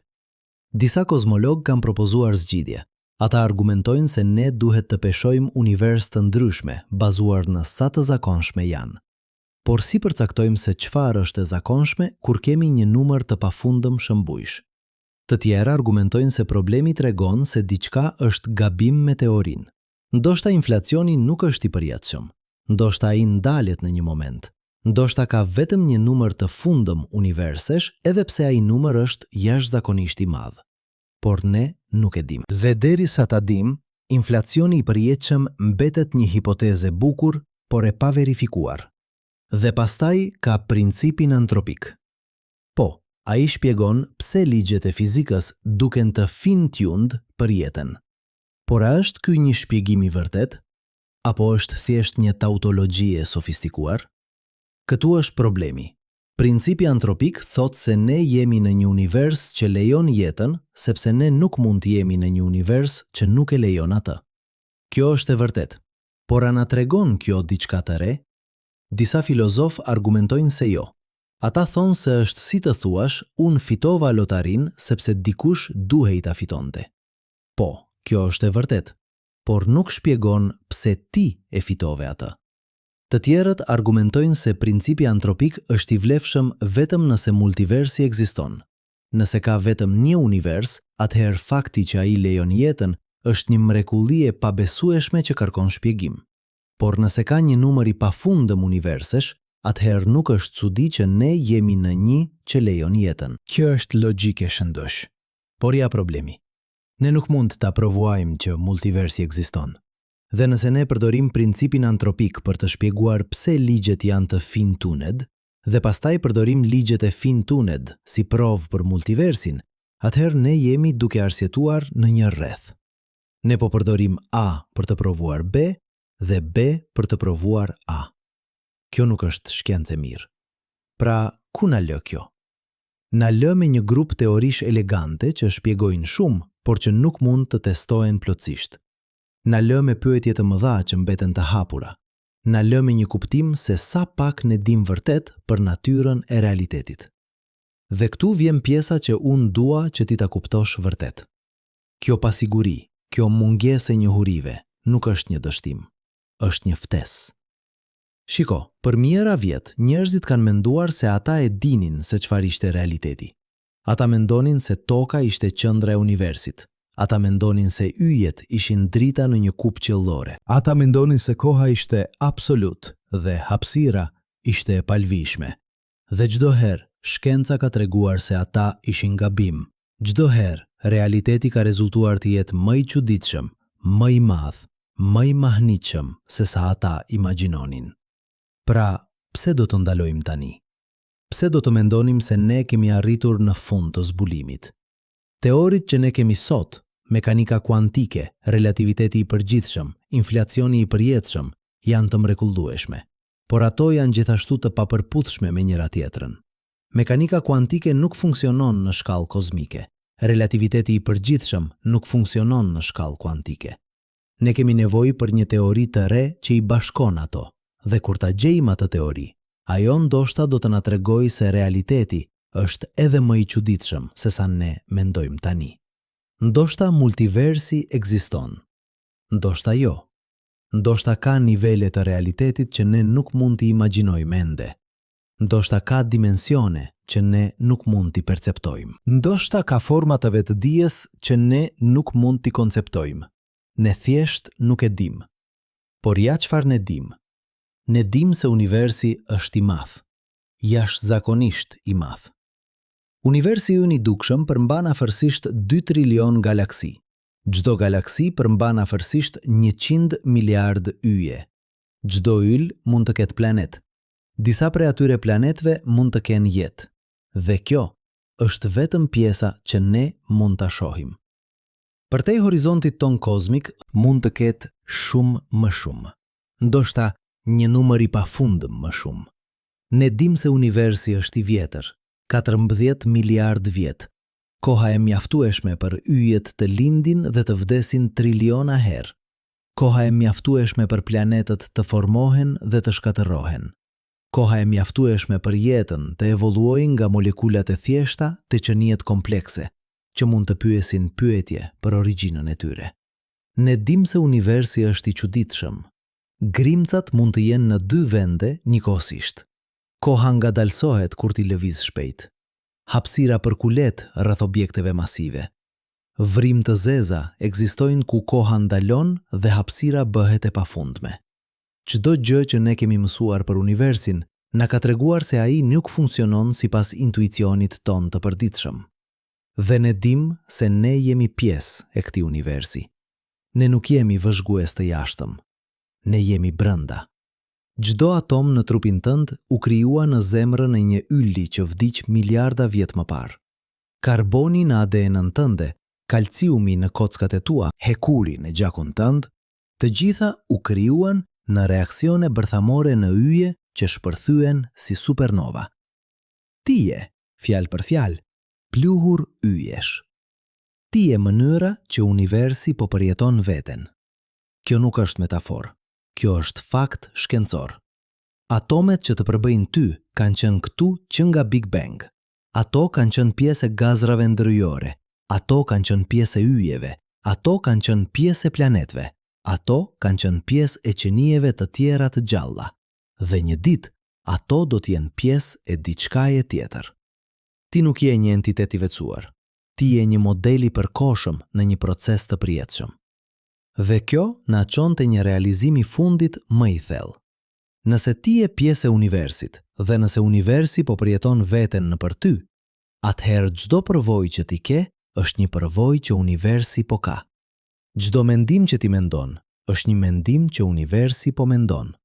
Çdo ndjenjë që ti ndjen është një ndjenjë që universi po ndjen. Kjo do thotë se kur ti shikon një perëndim dielli dhe ndjen bukuri, universi po përjeton bukurinë e vet. Kur ti dëgjon muzikë dhe ndjen emocione, universi po përjeton emocionet e veta. Kur ti dodik, universi po përjeton dashurinë e vet. Ti nuk je duke vëzhguar universin nga jashtë. Ti je mënyra që universi po vëzhgon veten. Dhe nëse multiversi ekziston, nëse ka një numër i pafundëm universish me një numër i pafundëm versionesh të teje, atëherë kjo përvojë po shumëfishohet në mënyra të pafundme. Çdo mundësi po eksplorohet, çdo perspektivë po përjetohet, çdo deg e pems po rritet. Por edhe nëse multiversi nuk ekziston, edhe nëse ka vetëm një univers, kjo ende është e vërtet. Ti ende je mënyra që universi po përjeton veten. Ti ende je një mrekulli. Sepse në një univers që është kaq i madh, kaq i vjetër, kaq kompleks, fakti që atomet u organizuan në një mënyrë që krijon vetëdije, që krijon mendim, që krijon dashurinë dhe bukurinë dhe pyetjet për natyrën e realitetit, është jashtëzakonisht i pabesueshëm. Mendoje këtë. Për 14 miliard vjet, universi ka qenë kryesisht i pavetëdijshëm. Gaz dhe pluhur duke u rrotulluar në hapësirë, yje duke djegur dhe duke vdekur, planet duke u formuar dhe duke u shkatërruar. Dhe pastaj, në këtë planet të vogël, rreth këtij ylli mesatar, në këtë galaksi të zakonshme, diçka e jashtëzakonshme ndodhi. Materia u organizua në një mënyrë që krijoi jetën, dhe jeta evoluoi në një mënyrë që krijoi vetëdijen. Dhe vetëdia filloi të pyes pyetje. Ti je rezultati i atij procesi. Ti je mënyra që universi po bëhet i vetëdijshëm për veten. Dhe kjo është një përgjegjësi e jashtëzakonshme. Sepse nëse ti je mënyra që universi po përjeton veten, atëherë mënyra se si ti jeton, mënyra se si ti mendon, mënyra se si ti trajton të tjerët, është mënyra se si universi po trajton veten. Kur ti je i dëmshur, universi po bëhet më i dëmshur. Kur ti je kurioz, universi po bëhet më kurioz. Kur ti krijon bukuri, universi po krijon bukuri. Kur ti kërkon të vërtetën, universi po kërkon të vërtetën për veten. Dhe kjo është arsyeja pse shkenca është aq e rëndësishme. Jo sepse na jep teknologji, jo sepse na jep fuqi, por sepse na jep kuptim. Ajo na tregon se ne jemi të lidhur me gjithçka. Ajo na tregon se ne jemi pjesë e një historie që filloi me Big Bang dhe që vazhdon ende. Por shkenca gjithashtu na tregon se kjo histori nuk është e shkruar paraprakisht. Ajo po krijohet ndërsa zhvillohet. Çdo vendim që ti merr, çdo veprim që ti bën, çdo mendim që ti mendon, është duke kontribuar në atë histori. Ti nuk je duke ndjekur një skenar, ti je duke shkruar skenarin. Dhe nëse botët e shumta janë të vërteta, atëherë ti po shkruan një numër të pafundëm skenarësh njëkohësisht. Çdo zgjedhje krijon një dëgzim. Çdo dëgzim krijon një histori të re. Dhe të gjitha ato histori janë po aq reale sa kjo që ti po përjeton tani. Por edhe nëse botët e shumta nuk janë të vërteta, kjo ende është e vërtet. Ti po shkruan historinë tënde.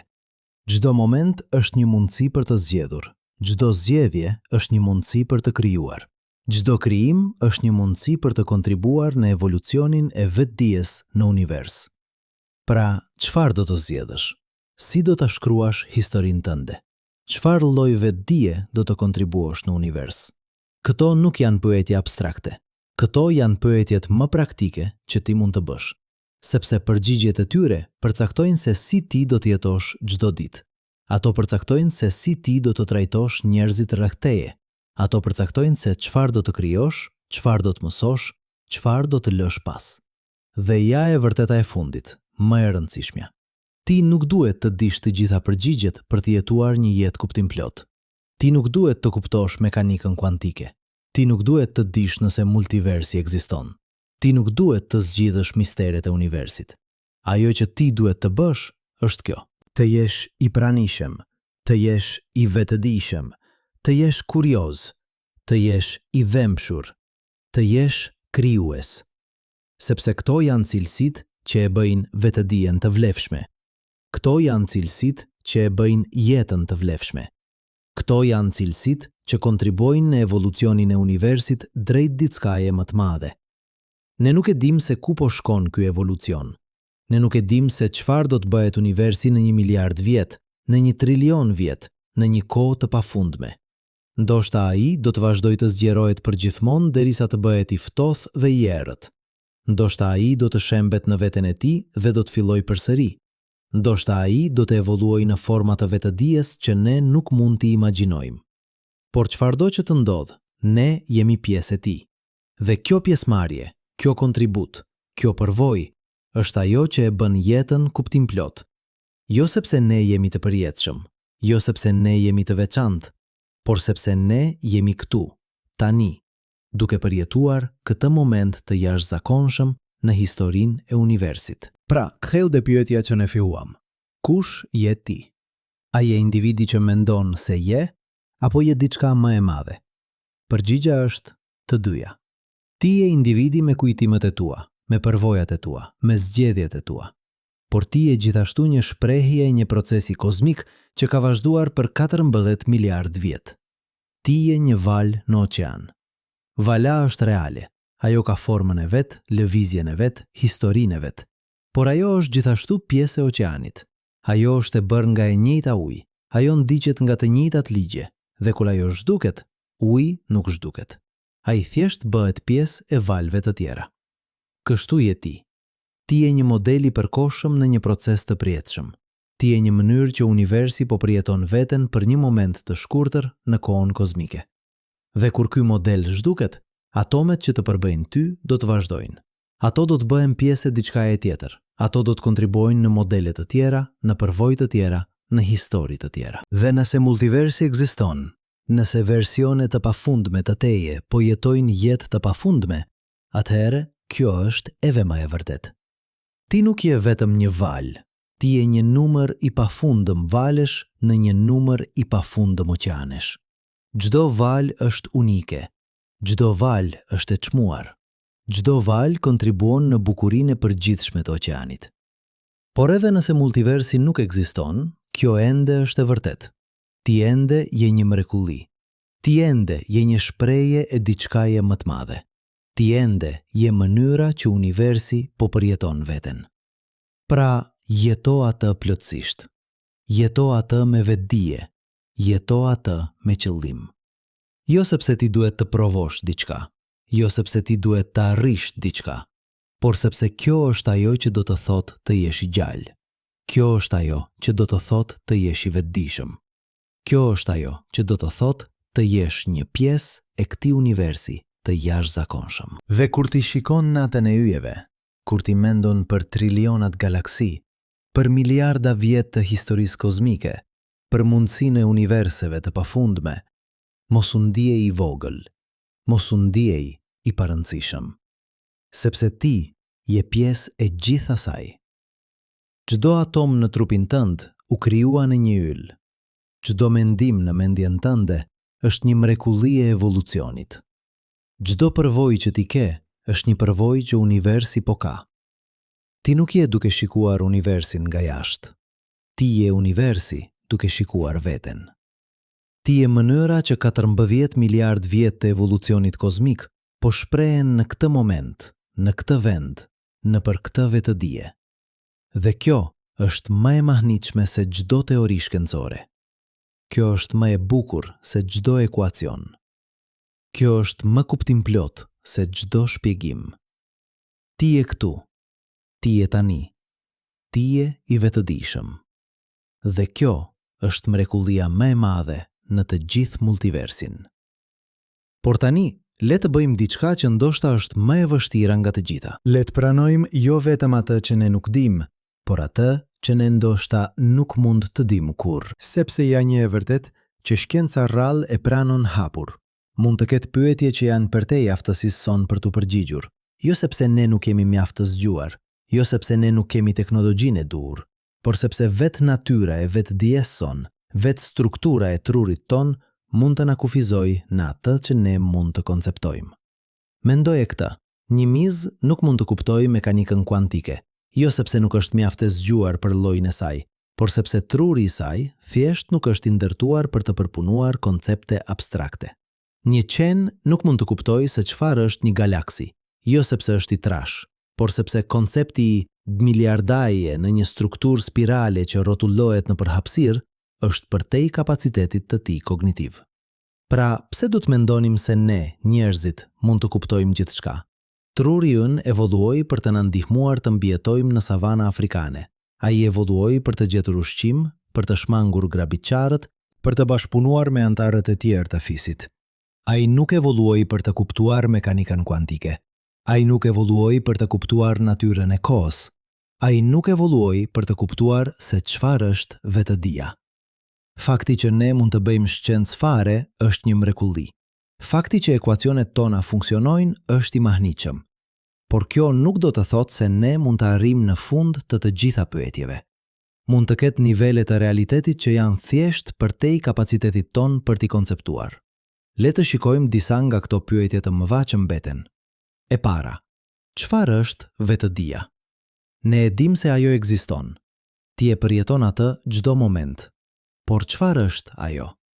Si mund atomet që janë të pavetëdijshme të organizohen në një mënyrë që krijon përvojën subjektive? Si mund sinjalet elektrike në tru të bëhen ndjenja të kuqe, shija e ëmbël, dhimbja e një plag? Ky problem curut problemi i vështirë i vetëdijes. Dhe pas dekada shkërkimi, ne ende nuk kemi një përgjigje. Ne mund të hartojmë trurin. Ne mund të shohim se cilat rajone aktivizohen kur ti mendon për diçka. Por kjo nuk na tregon pse ka një si është të jesh ti. Pse ka një përvojë subjektive fare. Disa filozofë argumentojnë se ky problem nuk mund të zgjidhet kurrë, sepse çdo shpjegim shkencor përshkruan procese objektive, por vetëdia është subjektive. Ajo është përvojë nga brenda. Vendoshta nuk ka mënyrë për të ndërtuar një urë midis këtyre dy perspektivave. Të tjerë argumentojnë se ne thjesht nuk kemi teorinë e duhur ende. Ndoshta kur ne kuptojmë më mirë mekanikën kuantike, kur ne zbulojmë si truri përdor efekte kuantike, ne do të kuptojmë vetëdijen. Por kjo është spekulim. Deri tani ne nuk e dim. E dyta, çfarë është koha? Ne e përjetojmë kohën si një rrjedhje. E kaluara ndodhi, e tashmja po ndodh, e ardhmja do të ndodh. Por sipas relativitetit të përgjithshëm, kjo është një iluzion. Koha është thjesht një dimension tjetër, si hapësira. E kaluara, e tashmja dhe ardhmja të gjitha ekzistojnë njëkohësisht, në atë që fizikantët e quajnë bloku i universit. Por nëse kjo është e vërtet, atëherë pse ne përjetojmë kohën si një rrjedhje? Pse ne kujtojmë të kaluarën, por jo të ardhmen? Pse shkaku vjen para pasojës? Këto pyetje lidhen me atë që quhet shigjeta e kohës, dhe ne nuk kemi një përgjigje të plotë. Disa fizikantë argumentojnë se shigjeta e kohës lidhet me entropinë. Universi po lëviz nga rregull drejt çrregullimit. Dhe kjo është arsyeja pse ne përjetojmë kohën duke shkuar në një drejtim. Por kjo nuk shpjegon pse ne përjetojmë kohën si një rrjedhje fare. Pse nuk e përjetojmë të gjithë kohën njëkohësisht si një dimension hapësinor? Të tjerë argumentojnë se rrjedhja e kohës lidhet me vetdijen. Ndoshta vetdia krijon përvojën e tani. Ndoshta pa vetdije nuk do të kishte rrjedhje të kohës. Por kjo ngre pyetje të tjera. Si mund vetdia të krijojë kohën? Çfarë ishte koha para se të ekzistonte vetdia? Ne nuk e dim. Dhe ndoshta ne nuk mund ta dim, sepse çdo përpjekje për të kuptuar kohën kërkon që ne të mendojmë në terma të kohës. Ne jemi të kapur brenda asaj që ne po përpiqemi të kuptojmë. E treta, pse ekziston diçka në vend të asgjëje? Kjo është ndoshta pyetja më thelbësore e të gjitha. Pse ka një univers? Pse ka ligje të fizikës? Pse ka materie dhe energji dhe hapësirë dhe kohë? Disa fizikantë argumentojnë se universi erdhi nga asgjëja nëpër një luhatje kuantike. Por kjo ngre pyetjen. Pse ekzistojnë ligjet kuantike që lejojnë luhatje? Pse ekziston diçka në vend të asgjëje absolute? Të tjerë argumentojnë se pyetja nuk ka kuptim. Ndoshta universi gjithmonë ka ekzistuar, ndoshta nuk ka një para universit. Ndoshta koha vetë filloi me Big Bang dhe prandaj nuk ka kuptim të pyesësh se çfarë ishte para tij. Por kjo nuk e kthen pyetjen. Edhe nëse universi gjithmonë ka ekzistuar, pse ekziston ai? Pse ka ligje? Pse ka rregull në vend të kaosit? Filozofi Gottfried Leibniz e kuajti këtë pyetja themelore e metafizikës. Dhe pas 3 shekujsh, ne ende nuk kemi një përgjigje. Ndoshta ne nuk mund të kemi një përgjigje, sepse çdo përgjigje do të kërkonte një shpjegim tjetër, dhe kështu me radhë në pafundësi. E katërta, a jemi vetëm? Jo vetëm në universin ton, por në të gjithë multiversin. A ka forma të tjera të vetëdijes? A ka qenie të tjera që po pyesin të njëjtat pyetje? Ne nuk e dim. Ne kemi kërkuar për sinjale nga qytetërimet e huaja për dekada. Ne nuk kemi gjetur asgjë. Por universi është i madh, jashtëzakonisht i madh, dhe ne kemi kërkuar vetëm një pjesë të vogël të tij. Ndoshta jeta është e rrallë, ndoshta ne jemi të vetmit, ndoshta jo. Dhe nëse multiversi ekziston, nëse ka një numër i pafundëm universish, atëherë statistikisht është pothuajse i sigurt që ka jetë tjetër diku. Ndoshta ka qytetërime që janë miliona vjet përpara nesh. Ndoshta ka forma të vetëdijes që janë aq të ndryshme nga tonat sa ne nuk do t'i njihnim si të gjalla, por ne nuk mund t'i arrijmë ato. Nëse ato janë në universite të tjera, ato janë përtej horizontit ton kozmik. Drita e tyre nuk do të na arrijë kurrë. Ne jemi të izoluar në fluskën ton të realitetit, dhe kjo izolim mund të jetë absolute. E pesta, çfarë do të ndodhë në fund? A ka një fund? A do të vazhdojë universi përgjithmonë duke u zgjeruar derisa të bëhet i ftohtë dhe i errët? A do të shembet ai në veten e tij dhe fillojë përsëri? A do të evoluojë ai në diçka që ne nuk mund ta imagjinojmë? Sipas të dhënave tona aktuale, universi po përshpejton zgjerimin e tij. Energjia e errët po e shtyn atë më larg. Nëse kjo vazhdon, atëherë në triliona vjet, të gjitha galaksikat do të jenë aq larg sa drita e tyre nuk do të na arrijë. Qielli do të bëhet i errët, yjet do të digjen, vrimë të zeza do të avullojnë, dhe në fund do të mbetet vetëm hapësirë e ftohtë dhe bosh. Kjo quhet vdekja termike e universit dhe është një fund i trishtuar. Por ndoshta nuk është fundi i vërtet. Ndoshta diçka tjetër do të ndodhë. Ndoshta ligjet e fizikës do të ndryshojnë. Ndoshta një univers i ri do të lindë nga asgjëja. Ndoshta procesi do të përsëritet përgjithmonë. Ne nuk e dim. Dhe ndoshta ne nuk mund ta dim, sepse ne nuk do të jemi këtu për ta parë. Njerëzimi do të jetë zhdukur shumë përpara se universi të arrijë fundin e tij. Dielli ynë do të bëhet një gjigant i kuq në afërsisht 5 miliard vjet dhe do të gëlltisë tokën. Edhe nëse ne mbijetojmë atë, edhe nëse ne shpërndahemi në yje të tjerë, në galaksi të tjera, ne ende jemi qenie të fundme në një univers që mund të jetë i pafundëm. Dhe kjo na çon te realizimi final, më i thellë, më i rëndësishëm. Ne nuk jemi të përjetshëm. Asgjë nuk është e përjetshme. Yjet vdesin, galaksikat shpërndahen, edhe vrim të zeza avullojnë. Gjithçka që fillon, përfundon. Gjithçka që krijohet, shkatërrohet. Gjithçka që lind, vdes. Por kjo nuk e bën jetën pa kuptim. Përkundrazi, kjo e bën atë më kuptimplot. Sepse nëse gjithçka do të përfundoj, atëherë çdo moment është i çmuar. Nëse koha është e kufizuar, atëherë çdo përvojë është unike. Nëse ne nuk jemi të përjetshëm, atëherë mënyra se si ne jetojmë tani ka rëndësi. Mendoje një lule. Ajo lulëzon për disa ditë, ndoshta disa javë, pastaj ajo fishket dhe vdes. Por a e bën kjo lulen pa kuptim? Jo. Bukuria e lules është më e çmuar pikrisht sepse ajo është e përkohshme. Nëse lulea do të jetonte përgjithmonë, ne nuk do ta vlerësonim atë në të njëjtën mënyrë. E njëjta gjë është e vërtet për jetën. Jeta është e bukur pikrisht sepse ajo është e shkurtër. Çdo moment është i çmuar pikrisht sepse ai nuk do të përsëritet. Çdo përvojë është unike pikrisht sepse ajo do të përfundojë. Dhe nëse multiversi ekziston, nëse versione të pafundme të teje po jetojnë jetë të pafundme, kjo ende është e vërtet. Sepse edhe pse ka versione të tjera, kjo version, kjo jetë, kjo përvojë është unike. Ajo nuk do të përsëritet saktësisht në të njëjtën mënyrë në asnjë univers tjetër. Sepse edhe ndryshime të vogla krijojnë histori të ndryshme. Edhe në një multivers i pafundëm, ti je unik. Pra, çfarë duhet të bësh me këtë njohuri? Si duhet të jetosh duke ditur se ti je njëkohësisht i fundëm dhe i pafundëm? Duke ditur se ti je njëkohësisht i parëndësishëm në shkallë kozmike dhe absolutisht i çmuar në përvojën tënde. Përgjigja është e thjeshtë, por e vështirë. Jeto plotësisht. Jeto me vetdije. Jeto me qëllim. Mos harro se ti je këtu. Mos harro se ti je tani. Mos harro se ti je i vetdijshëm. Sepse kjo është mrekullia.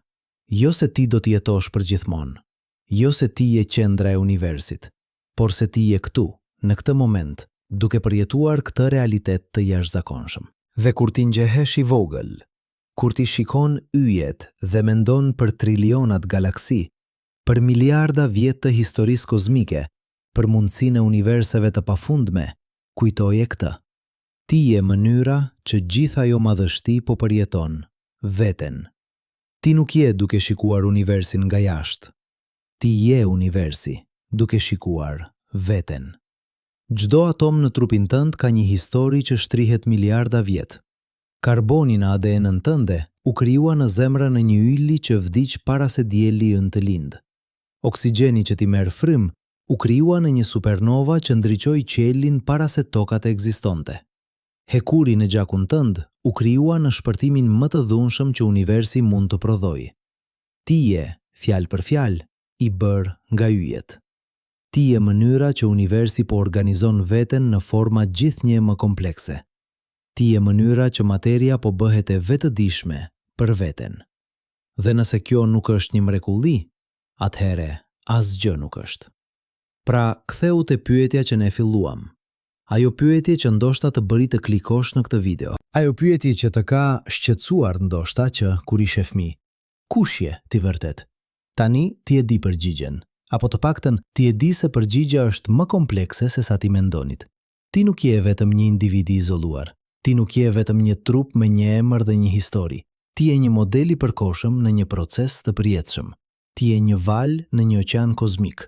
Ti je një deg në një pemë që po rritet përgjithmonë.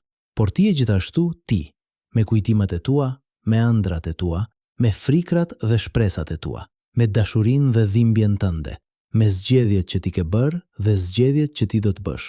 Kjo është degja jote. Kjo është historia jote. Kjo është jeta jote. Dhe në fund, kjo është ajo që ka rëndësi. Jo se sa universe ekzistojnë, jo se sa versione të teje po jetojnë jetë të tjera, por se ti je këtu, tani, duke përjetuar këtë moment. Dhe ky moment është i vetmi moment që ti ke. Ky moment është i vetmi moment që ekziston vërtet për ty. E kaluara ka shkuar. Ajo ekziston vetëm në kujtesën tënde. E ardhmja nuk ka ardhur ende. Ajo ekziston vetëm në imagjinatën tënde. E vetmja gjë që është reale, e vetmja gjë që ti mund të përjetosh, është tani. Pra jeto tani, jo nesër, jo dje, por tani. Këtë frymë, këtë rrahje të zemrës, këtë mendim, këtë ndjenjë. Kjo është jeta. Kjo është realiteti. Kjo është mrekullia. Dhe nëse ti mund ta bësh këtë, nëse ti mund të jetosh plotësisht në çdo moment, atëherë nuk ka rëndësi nëse multiversi ekziston. Nuk ka rëndësi nëse ka versione të tjera të teje, sepse ti je këtu. Ti je tani. Ti je i vetëdijshëm. Dhe kjo është e mjaftueshme. Kjo është më shumë se e mjaftueshme. Kjo është gjithçka. Sepse në fund, pas të gjitha teorive, pas të gjitha ekuacioneve, pas të gjitha spekulimeve për universe të tjera dhe versione të tjera dhe realitete të tjera, mbetet një e vërtet e thjesht. Ti je këtu. Ti je gjallë. Ti je i vetëdijshëm. Dhe për këtë moment të shkurtër në kohën kozmike, ti ke mundësinë të përjetosh bukurinë e ekzistencës. Mos e humb atë mundësi duke u shqetësuar për atë që ti nuk mund ta dish. Mos e humb atë duke u krahasuar me versione imagjinare të teje në universe imagjinare. Jeto këtë jetë, këtë version, këtë realitet, sepse kjo është e vetmja jetë që ti mund ta jetosh. Kjo është e vetmja degë që ti mund ta përjetosh. Kjo është e vetmja mrekulli që ti ke. Dhe është e mjaftueshme. Më shumë se e mjaftueshme. Është gjithçka që ti ke nevojë. Pra, merr frymë, ndjej peshën e trupit tënd. Dëgjo tingujt rreth teje. Shiko dritën që po bie mbi fytyrën tënde. Kjo është realiteti. Kjo është jeta. Kjo është mrekullia. Ti je këtu. Ti je tani. Ti je i vetëdijshëm dhe kjo është më e mahnitshme se çdo teori për multiverset. Kjo është më e bukur se çdo ekuacion. Kjo është më kuptimplot se çdo shpjegim. Ti je mënyra që universi po përjeton veten. Dhe për këtë moment të shkurtër, të çmuar, të pafundëm, ti je gjallë. Jeto atë.